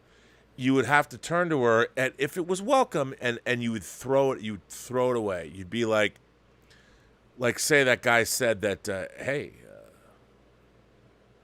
I'm a quarterback at Notre Dame. Maybe that was what he said, and you'd turn and look at her and go, I'm not Catholic, I was never impressed by Notre Dame. You probably weren't either. And that's all you have to say. And I'm making it up. And if she bites, she knows that you were paying attention to her. You heard the conversation. You understood she rebuffed that dude. And yet you could make a funny joke about Notre Dame. Maybe that wasn't the best humor. But there's a lot of stuff going on there. The important thing is she understood that you saw her. You paid attention to her plight. When she didn't want to talk to the guy and she figured out a way to rebuff him, you saw all of that. And she is astonished that you did. And you told her that in what you said, and then you turn back and you get your drink. If she doesn't respond to you, you leave. But if she says something to the effect, if she laughs, that's an in. You made her laugh, man. That's fucking dope. Then you turn to her and you're like, well, what are you drinking? I'm having a Tom Collins. Oh, well, I'm having a tequila sunrise. Perhaps our diverse drinks can toast to one another. Clink. And you look her straight in the eye. You don't look at the drink. You clink her straight in the eye. And if she gives you an opening, and then you had to have the witty repartee. And every line had to build on the other one before it. And you know what? Then 2 hours went by if it was great. 3 hours. And if you were really good, she would ask you, well, so what are you doing later? Yeah, what are you doing later? And if you got that, man, you were fucking in. But you had to be, you had to be the fucking Jedi Master. And let me tell you, I have hung out in bars and I've listened. In our youth, I feel like, there's all these people that made those pickup artists, like the pickup artist books. Mm-hmm. And they terrible. Like, we have a whole generation of men that have no clue how to speak to a woman.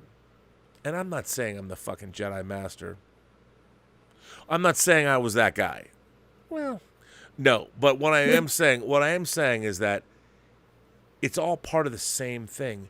We are not listening or observing one another. We need to start to actually, not online, we need to walk up and look at people straight in the eye and talk and say, hey, you know what? I saw last night's episode of The Boys. What did you think of it? Yeah, and I think Stranger Things was a perfect example of those day-to-day interactions that a lot of writers are not able to get right, but Stranger seems to get it right, not just between the kids in the story, but the adults as well. Yeah. And I really do kind of like that. There's one scene where the jock goes to the town hall while they're looking for Eddie, and the police are at the front of the town hall talking. And once the jock comes in there, like, one of the cops kind of races over and he's like, oh man, like his annoyance of it. And I'm like, yeah, that's exactly how they would respond. He wouldn't sort of be like, excuse me, young man, you've got to be quiet and sit down. And the other guy's like, oh man, no, everybody's going to do vigilantism and what have you. But I thought it was very interesting seeing, even the police officers respond like human beings. Yeah. Even though we did see some circumstances where they were not very nice, but it was nice to see them even depicted as being human beings like the rest of us. So I totally agree. Really well done. Really good writing. The cops, they weren't just like evil police. By the way, there's so many super chats. We got to do some of these super chats, Robert. Bradley Michael says, how many hot toys would you have sacrificed for Independence Day resurgence to have been the quality of Top Gun Maverick? Bradley, none.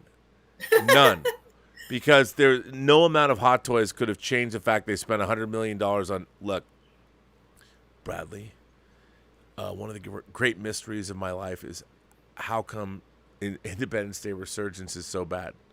And I love the first half an hour. I did. But boy, is that a bad movie. Really not good. Not good at all. Let me just say, our friend, my favorite expat, or my favorite British expat in the UK, our own Lynn Hobday. Lynn Hobday jumps in. By the way, I don't know if she's still here. She sent this in 2 hours ago. She says, "Hi, Rob, and as you say, and it's an exciting time for genre entertainment. Can barely keep up. In fact, I'm not. Delighted to see Kate Bush getting some well-earned attention. Not only is she a great musician, but a great genre storyteller." Oh, Experiment 4. Oh, that's a great. That's all. I think Experiment 4 is on the album The Sensual World. And Deeper Understanding both tell a fascinating story.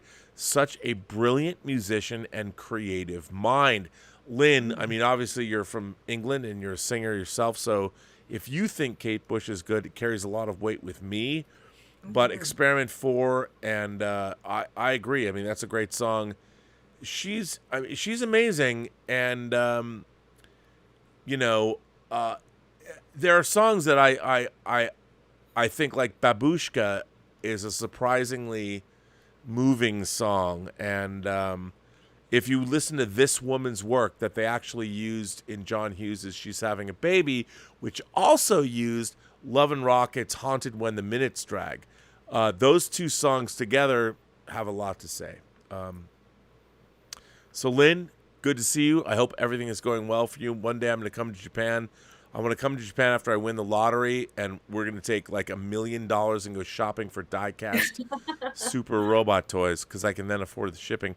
Stubble McShave, our friend Stubble, says, "I saw the Elvis movie yesterday. I really liked it. It's probably in my top 3 of the year so far. Baz streamlined some things and played up some things between Elvis and the Colonel. Even those things that were exaggerated were always based on actual events." I look, I haven't seen it yet. I probably am going to go with Elizabeth and her mom tomorrow. I can't wait to see. I'm a huge Are you a Baz Luhrmann fan? Yes, I am. Me too. Yes. He gets, that guy likes to fuck. His movies are all about if you think about fucking in some way, shape, or form, if only the way they're edited. I mean, my God, that guy, I want to live in Baz Luhrmann's world because it's amazing. It really is. Darth Plato says, "If that's hero-gasm, I can't wait to see what villain-gasm is." Well, it's funny. I imagine the exact opposite. Villain-gasm is all about, are you okay? Can I get you a cup of tea? What would you like? Like, it'd be the exact, like, villain-gasm is like the Victorian England version where all the villains are being on their best behavior.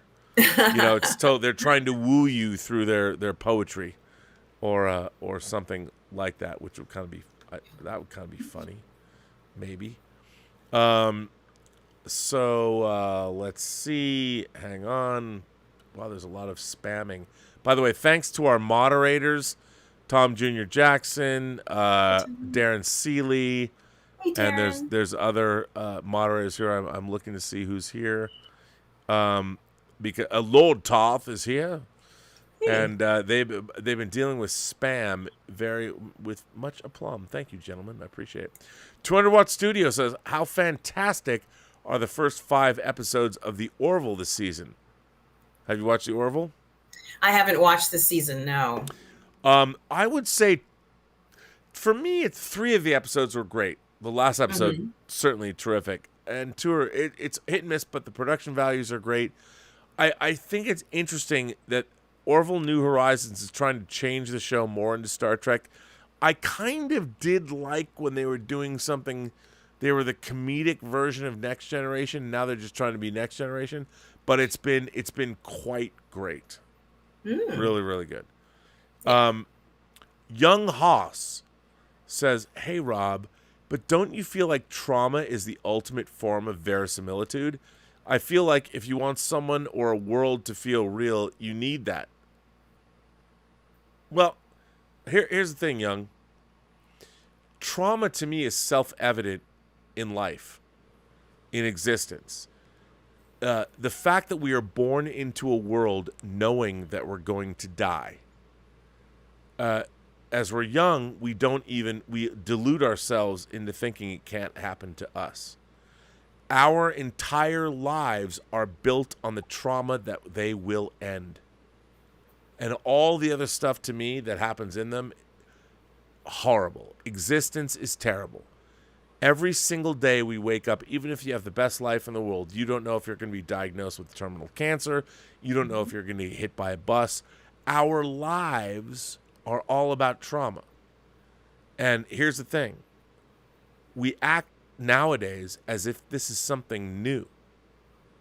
I had relatives that were interned in concentration camps in World War II that can tell you, I don't give a fuck what your trauma is in the United States. You have no idea what the trauma I faced was. When someone said, the house you've lived in for 300 years, your family, not your house. You have 30 minutes to get the fuck out and get on a train, and we're going to ship you away to a concentration camp that will exterminate you. And I understand, I don't mean to be unsympathetic for everyone's trauma, but like, the fact is, buck up, man. Life sucks, and it's going to be over soon enough. And at any one moment, an asteroid can hit the planet, we're all finished. The fact is, it's a choice. If you want to live and wallow in trauma, and the problem is a lot of Hollywood writers have gone to their therapists, that's all they know. I come from the opinion that the world is terrible, the universe is indifferent, and we could die at any moment. Mm-hmm. And knowing that, do I think I don't want injustice? If another person is traumatizing someone else, fuck them. Prosecute them to the furthest extent of the law. But a lot of people are wrapped up in their own deal. Trauma sucks. But the fact is, I'm very happy with the very, very, very brief time I will exist. And when I'm dead, I don't think there's an afterlife. I'm done. But I certainly had a great fucking time when I was here. And I had lots of trauma in my life. But you know what? If it didn't kill me, how traumatic could it be? It's not like Hills Have Eyes mutants locked me away in a shed and raped me for a year. I've even made a movie where that happened. And that, to me, hey. And the problem is, everyone's like, you can't institutionalize, you can't turn trauma into a trope. And you can't turn trauma into an excuse. And I feel that but not to take away from what Mr. Hess was saying. So I get where you're coming from. It's a tough one. It's tough to deal with that. Mike Alito says, with all the lead time that goes into an episode, how timely was the last episode of the Orville titled A Tale of Two Topas? Classic track. Oh, Mikey, I, especially with, without ruining anything, just say Supreme Court. I couldn't believe it. Amazing. And you're right. But you know what? People can see what's coming down the pike. And they see where our culture is coming from. Martino Simoni, the mad genius. Martino, behind the amazing episodes. There's 3 episodes of Play Trek up on this channel. Martino has sent me, by the way, he has sent me 4 Playmobil play sets. He sent me the Enterprise, which, by the way, it's actually going to be hanging right behind me off a beam. I don't know. I've got the hanging stuff. He sent me a James Bond, the Aston Martin DB5. He sent me the A-Team van, and he sent me Kit from Knight Rider. What? Yes, the Playmobil. I'm telling you, man. Martino's a madman. Playmobil Knight Rider. Well, I knew they were making one. I didn't know it was out, but it showed up for my birthday. So thank you, Martino. Yeah, and they will all be adorning these shelves, so you're going to have to look, but they're all going to be out there with... Hang on a second. Wait. Because I've been playing with the DB5. Like, here's the Playmobil Odd Job. I love it. Oh, yeah, it's so good. And you know what? If you're not careful, he will actually fling it. Can I get it? It'll fall out, but he'll fling it at you like he does. And there have been weird times when I've been hanging out here and I just hear this whoosh, thunk, and I've actually found his hat in the shelves behind me. I didn't know Playmobil was so dangerous, but Leave it to a Swiss Italian to fuck me up. But Martino, you're a good man. Thank you. He says, hello, Mr. and Mrs. Awesome. Well, thank you, Martino. Journey's End, which was an episode of the 7th season of, it was also, it was 7th season of TNG. Journey's End says, Rob, theoretically, if you did experience Picard Season 3, theoretically, did they drop everything, characters and story that happened in Seasons 1 and 2, or does any of it carry over theoretically? Some stuff carries over. Picard having a positronic body. And by the way, I don't know. Whatever. All I can say is that it takes place in a. If I knew, in the future, a little bit.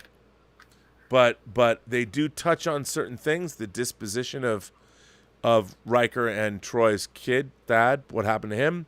What happened to Picard? Here's the thing.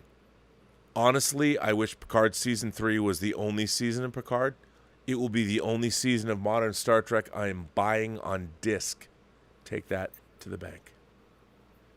Journey's End said, member for 19 months. Imagination connoisseur. Well, thank you for being a member, Journey's End. Appreciate it very, very much.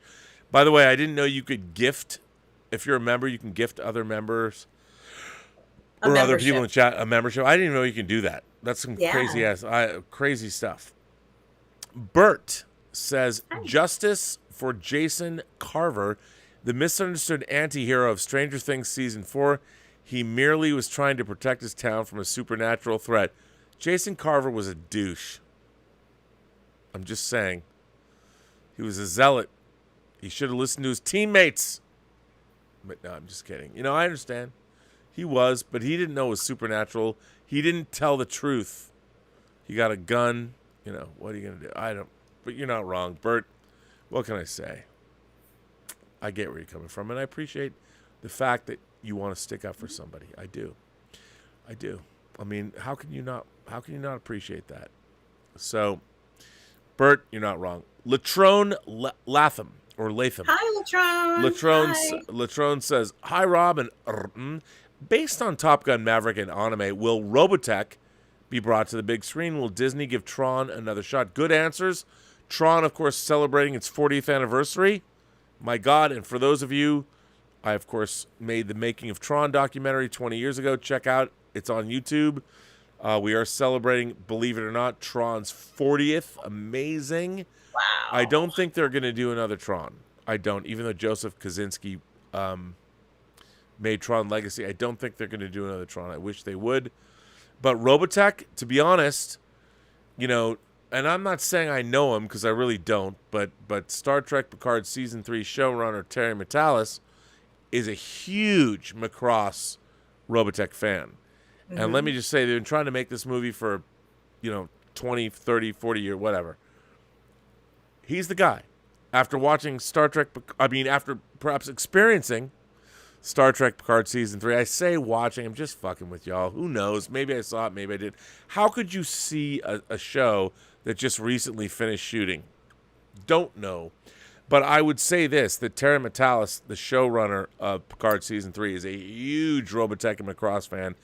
And if you at least read the scripts for Picard Season 3, you're like, oh, this guy should make Robotech. And if you were to ever talk to him, now I'm not saying I ever had talked to him, I don't know the guy. If you did, and he actually waxed rhapsodic about Robotech, which how would I know because I don't know him. But if he did, you would realize that if you saw the miniatures, if you thought that he might have miniatures or Macross animation cells in his house because he loves it so much. I don't know if he does, but if he did, you'd realize that's the guy who should produce the Robotech TV show. Shout out to Terry Matalas. Hey man, one day I want to meet you, buddy. I do. You did a really good job. So Latrone, probably no Tron, but aren't we all waiting for Robotech? It's been a long time. Problem is, the people that are writing the scripts, they don't know it. They don't have any connection to it. They can't figure it out. I don't know. Young Hoss says, so would you say that the internal struggle should have no effect on story and that trauma should be non-evident in character choices. No, I wouldn't say that at all. I mean, of course, trauma, but here's my problem. Especially in Star Trek. There is, you know where the most traumatic place in the universe to be is? The universe. The universe is the most dangerous, inhospitable place to be. Human life means nothing. We can be snuffed out at the wink of an eye. Literally, our existence means nothing to the universe. It is probably the most traumatic place you can be. The fact is, if I'm watching a show about people that are brave enough, advanced enough, self-actualized enough to venture out into the cosmos, let me tell you, those people do not have problems with their mother who may or may not have killed themselves. If they did, they wouldn't be out on the cosmos, because the idea that you could even spend any moment in the infinitude of the universe, which is the most soul-crushing place to be, means you have to be a baller. You know, you can't be somebody who's, oh my God, this is my mom. They would never let you pass the psych evaluation. And I'm not saying, like, non-evident. Star Trek's trauma, the backstory of their character's trauma, has become a cliched trope. Every character is like, let me tell you, oh my God, it's so traumatic. People who have that much trauma in their lives could never make it past Starfleet. I prefer to go the James T. Kirk route. Star Trek 5, The Final Frontier. I need my pain. Great heroes, great characters, they need their trauma. They internalize it, they understand it, they get it, they need it. And this idea that, I mean, now it's a trope. Let me ask you. Yes. As it's closing in on 3:30 at night, I should let you go. I know. Let me ask you this one question. I'm gonna let you go. Yes. Do you have trauma in your life? Or did you? Yes, everyone does. Right, everyone does. Are you hamstrung by it? Does it stop you? No, I'm not. I'm fine with it. I just accept it, and in my particular case. So how were you able to do that? It's a long story. Okay, yeah. I didn't. That was more of a rhetorical question. Oh, yes. The point this was exactly what I was referring to that I liked about Stranger Things, is that there were individuals who had trauma, and they were very careful to note in the story for some of the students who were seeing the counselor for the traumatic experiences they had, that they were not going to share those traumatic experiences with anyone but with the counselor, because sharing trauma, especially in the 80s, was something that was frowned upon. No one wanted to hear about that stuff. So, they kind of looked at you as if something were wrong, but they weren't afraid to address trauma in the story. That's also why they put a counselor on the bridge. Yes, it is. Yes, that is another reason why they put a counselor on the bridge. And, why you want to have someone who is qualified to make those contacts with other groups versus, I think they have to be very careful when they go forward in those circumstances. But, it's very tempting to write a story where just anybody makes a contact with someone in that way, but that's just not realistic. Yeah, I agree. And look, trauma it's part of life. Every human being experiences trauma. The problem is I think our modern society wants to say that we're presented, trauma is now being served up as an excuse to why you are not living up to your potential. And my whole thing is, or why you're evil. Yes, or why you are evil, exactly. Or to justify why, a character can be easily redeemed because, this trauma has affected them. That's why they're evil. And now they can be redeemed because they've overcome that trauma somehow. Yep. What I love about Stranger Things is, like the character of Max, for instance, she, of course, had great trauma in her life, but her trauma was actually exploited and used against her and amplified. I won't say why. But even she makes that point later. She's like, I was vulnerable from this, even though it was not necessarily me, and she didn't know it. And it was that's what I feel. We live in a society where we're trauma tourists, all of us. Tell me about your trauma. It's interesting that the Vecna character, seems to focus on a lot of that. And, clearly that character has trauma, but they're also using other trauma in a way that could benefit them. Yeah. So yes. that's, it's used to offset the individual. So once they become offset, then he can easily, kind of grab them, if you will, or take over their souls or whatever he's doing. I was just trying to figure out what the process is, but once you offset that person with that information, they can't do anything. So, I thought that was very interesting, and he's going to continue to do whatever he can to continue this process. He's got the whole town, all messed up in food bars. Oh my God. So cool. I was like, wow. It was incredible. I was really happy to see that because I didn't want it. It couldn't be the same. These kids aren't going to be children anymore after this season. This is the last season they could claim to be children. And, they're going to be grown up now. And what's really interesting about this is that I think this season was obviously, even though they are grown-ups, these are adults. They're not teenagers, obviously, as actors. But what I loved is that it's very clear that after this season, they are now adults. And they're no longer in this realm of trying to discover themselves. And none of that is an issue anymore for them. I think this is the first step for them to kind of understand what they're dealing with, because prior to this, when they've been battling and like someone had said about Elle, how this is the first time she hasn't won, and in actuality, she hasn't won all along. Never. She's never won any of this stuff. But it's the naivete of just the juvenile mind, and it's okay that he doesn't know that. It's okay that he doesn't realize the magnitude of what he's dealing with.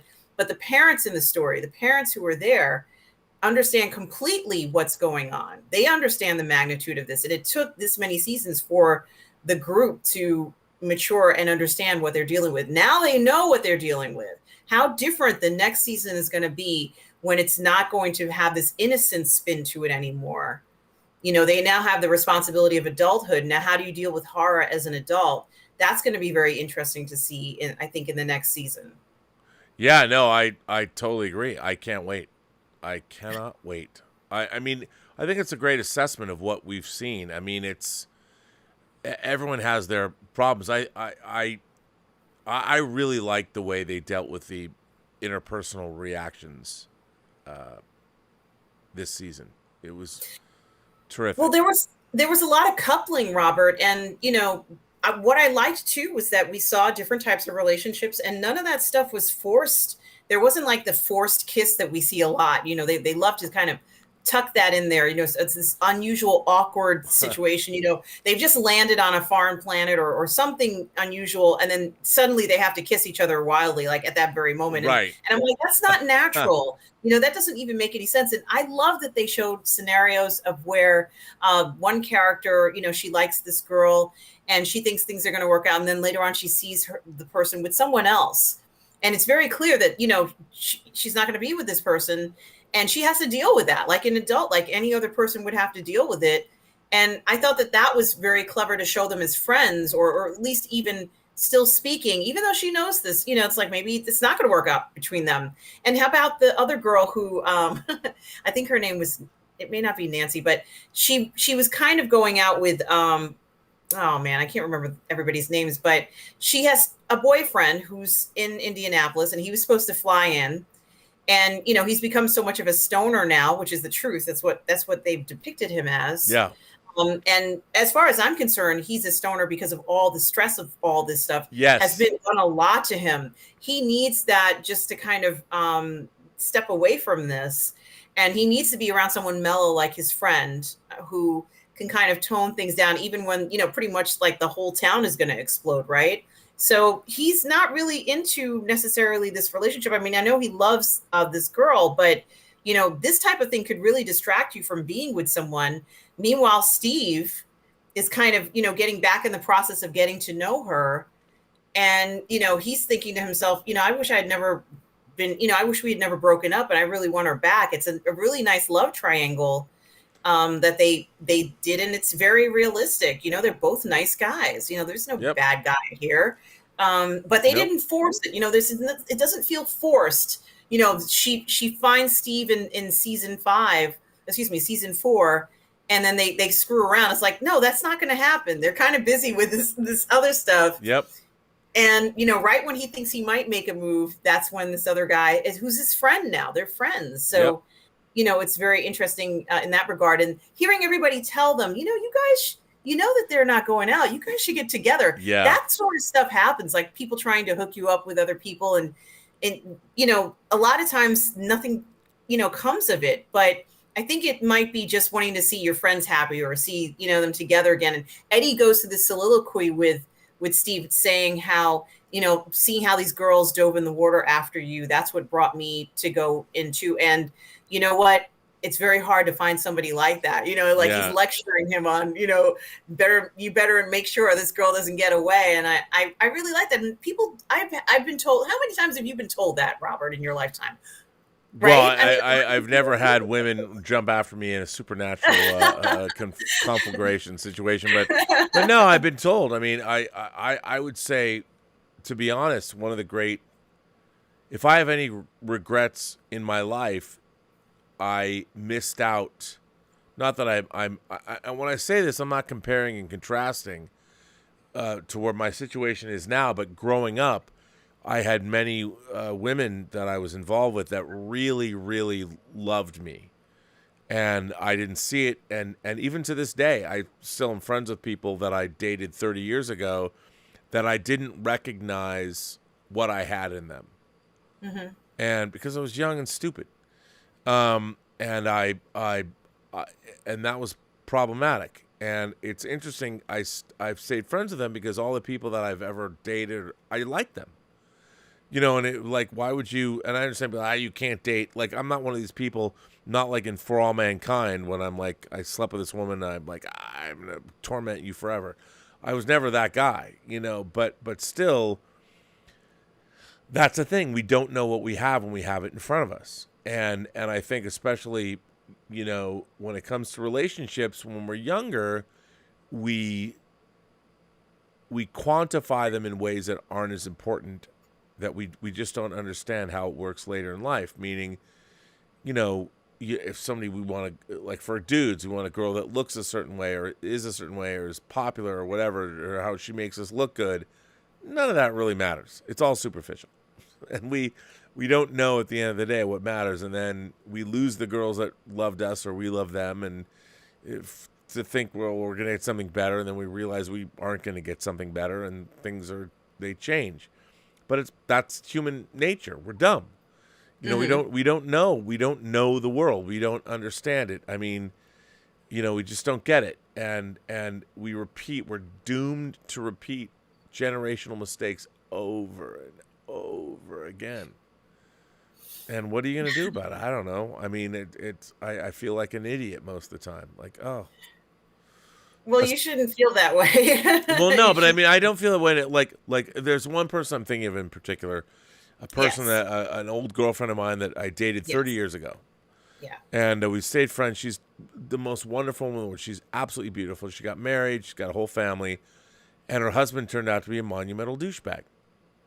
Mm. And it's not working out. And I look at this girl and I think to myself, she's one of the most wonderful human beings I ever met. And one of the reasons that, like, for me, I kind of let her slip through my fingers is I'm like, I am not one of the most wonderful human beings you've ever met.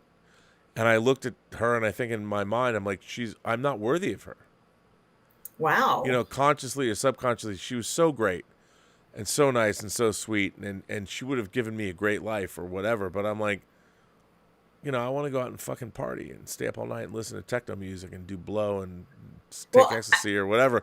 Like, this is the 90s, kids. Yeah.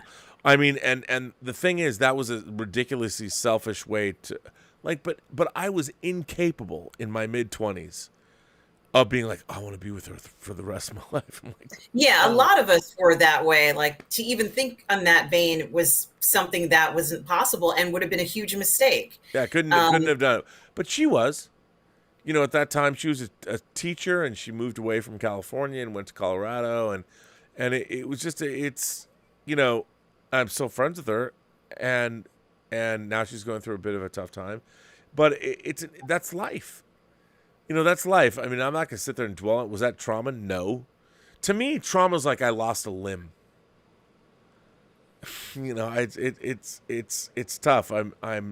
I've never been suicidal, and to me, life is what we really need to do. I think is recontextualize our lifetimes, and if we explain to people that every single human being who lives now, who will live, who has ever lived, if you look at it in the grand scale of the cosmos, I've said this so many times, every human being, every single one, is the rarest resource on the planet because there's only one of you. And when you are gone, you ain't coming back. And your contribution, whatever it may be, small, large, or whatever, the fact that there is even one of you in this cosmic infinitude of the universe means that you are more special than you will ever understand. And nobody gets that. Can you imagine if people walked around understanding that they're fucking great, and that there's only one of them, and that there will never be another, and it's a thermodynamic miracle, also something I got from a Watchmen comic. There's a thermodynamic miracle of life that has caused you to exist, and no one can take that from you? What if we had a society of people that actually believe that, and then they could get on the job of doing what it was they wanted to do, be a painter, be an artist? Well, it would be like Star Trek. Yes, that's exactly right. That's right. Well, listen, let me finish this up because, man, it's pushing for you 4:00 in the morning. Yeah, it's almost 4 in the morning. How many more super chats do you have, Robert? Not many. Like, just okay. oh shit, there's always more coming in. You guys are great. I appreciate that. So hang on, let me get up here and go. Journey's End said, theoretically, I can't believe you actually have me hyped for Picard season 3, bro. No one was more surprised than me. Shout out to showrunner Terry Matalas for, I don't even know. Man, there's a book there, I know. Theoretic. Also, I love For All Mankind so freaking much. Mm-hmm. Well, Journey's End, thank you for that. It's so good, isn't it? It's so good. Really great because it's the way we wish the world was. And it's great people, even though they're flawed, that are trying to do the best. And because it's real space travel, peak verisimilitude, it sucks, man. It's hardcore. It's scary as fuck. Salvador Dalliances says a member for 16 months. Salvador Dalliances, you and I park our shuttlecrafts in the same shuttle bay. Thanks for that. Mikey Lito says, did Terry get the block removed from your account? Terry, I don't know which Terry. I don't block people, so that happens. I mean, I don't know which Terry. I don't know. You don't have to look into that. I guess I have to look at. I don't know, to be honest, Mikey. I do not know. Darius Munchausen sends in a diamond super sticker. Thank you for that, Darius. Thank you, Darius. Appreciate Tom Jr. Jackson. PGS Hero says, Rob and great show. I love being part of this community. Tom, you're not a part of this community.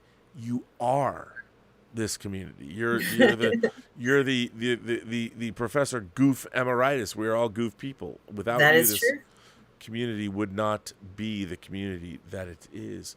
Young Haas says, completely off topic, but as someone who has lived a full life, I hate seeing actors overact when they have to do a scene with drugs or something. Well, yeah, I mean, but a lot of people don't know what it's like to do drugs. I mean, when you're watching, say, Requiem for a Dream, I buy it. It's heroin or heroin, but it's tough. But yeah, you're right. I mean, people overact because they don't have the experience. What do you think? Well, I have to ask, how do you think Val Kilmer did in that biopic of The Doors? I thought he was great. And there, obviously there was drug use in that film, heavy Oh drug use, man, let's yeah. say. And of course, he's playing a role of somebody who, was from a different decade, even, several decades prior to. Yeah. What did he make the film in the 90s? And it was about the Doors from the 60s. So it's a Yeah. good span of time, a good chunk of time where, there's that generation gap. It was not the easiest film to recreate anyway. But you already had a soundtrack to it because you could use the Doors Right. soundtrack. I love But that movie, by the way.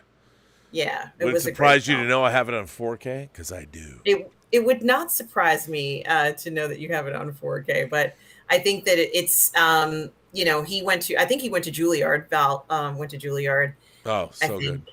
and he's a wonderful actor. And it does take a lot of effort to do this. His acting is not easy. So you know, hats off to anybody who can make it believable, especially drug use. If you haven't really Oh my gone down God. that road.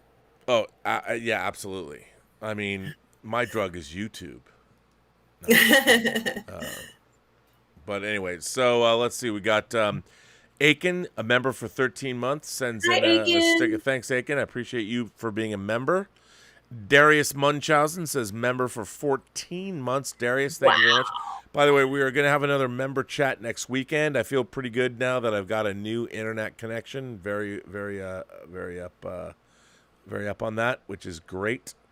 So there you go. And I think we're going to bring this chat to a close. It's been going on for almost 4 hours. I want to thank you. 4 hours. I can you believe it? I want to thank everybody for being here.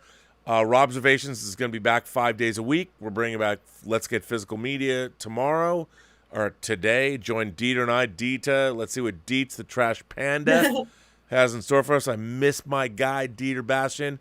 We're bringing back Whining About Movies, in the new Robservatory, which is almost done, and we'll have more, you'll be able to see around it. It'll all be good. So welcome back to Robservatory 2.0, the refit, and this channel is going to be supercharged. And thank you for that. Doing a lot of shows, and I want to thank my lovely co-host, I also want to thank Lael Rockwell, who's taking care of his lady, Latoya T, or as we like to call her, Coco Tulip. So thank you. He'll be back later. But where can people find you on social media? Yes, of course, you can find me on my channel, Positive Fandom, and I am trying to get to 1,000 subscribers, so please go to Positive Fandom and subscribe to my channel. Tomorrow morning at 10:30 a.m. Eastern Standard Time, I have my Sunday brunch show where we do all the parlay of all the good stuff going on in the fandom. It's going to be a light streaming week for me because it is the 4th of July holiday on Monday, but normally on Monday nights, I'm on Toxic Femininity on Midnight's Edge at 8 p.m. Eastern. And during the week, I'm usually on the 1/6 scale Man Network at least once. But this week, I imagine I'm not going to be. As I said, I'm kind of scaling back. But on Thursday, I'm going to be streaming with Lorena Creole. And we're going to be covering, I think the thing we are covering is called Elvis. We're going to be reviewing Elvis with Cameron Pasha at 5 o'clock on Lorena Creole's Twitch channel. That's at 5 p.m. Eastern. At 12 o'clock on Friday, I'll be on Midnight's Edge in the morning with Tom and Andre. And of course, next week, you can find me back here with you, Robert, hopefully on Friday or Saturday on the Post-Geek Singularity Network here on Midnight Musings. And Saturday, I believe we're going to be reviewing on Lorena's channel RRR, which is a very for those of you who have not seen, it's on Netflix now. It is on Netflix, and it is the movie to see for all you kids. If you haven't seen RRR, you are not a movie fan. I know. I'm daring you. What do you mean, Rob? Just, you know what? Don't get mad at me. What I'm telling you is that you will love RRR. Go watch RRR. And I don't mean like I mean RRR. And part of the reason you're going to love it is to find out what RRR stands for. Yes. And I'm also going to be covering quite a bit of Indian and international cinema, as well as finally doing the reviews for all of these independent films that I've been watching but haven't done any reviews. So those are going to be coming up. Fantastic. So, yeah, thank you, Robert. And that's where you can find me. You can always find me here on the PGS as well. Well, I want to thank you for being here. I will bid you a fond farewell tonight. Thank you for coming on the show. Mm-hmm. And I will see you later next week or whenever. Absolutely. Yes. Wherever we are, who knows? I don't where am I? I have I have no idea. But yes, it's great to have you here. I can't wait to see you again. I love doing shows with you. It is so much fun. So let's Thank you, Robert. I feel the same way about you. Well, I appreciate that. And I will say, I will bid you a fond farewell. Happy 4th of July. Yes. Happy 4th of July, everybody. Bye. So, ladies and gentlemen, boys and girls, that was, of course, the lovely And I want to thank you all for being here. I want to thank my moderators, who I was also thanking. I want to thank everyone for supporting this channel with tips and super chats and being a member. Thank you so much. And I've been a little slack. It's the second half. We're now into July 3rd. We're into the second half of 2022. And the first half, I had to kind of figure out, I had a lot of upheaval in my life. We moved, working on the Campia show, but I'm bringing back Robservations, and this channel's coming back with a vengeance. And the positivity, I know I'm going to talk about Star Trek and still be not positive, but the positivity and love with this channel, it's coming back, and I promise.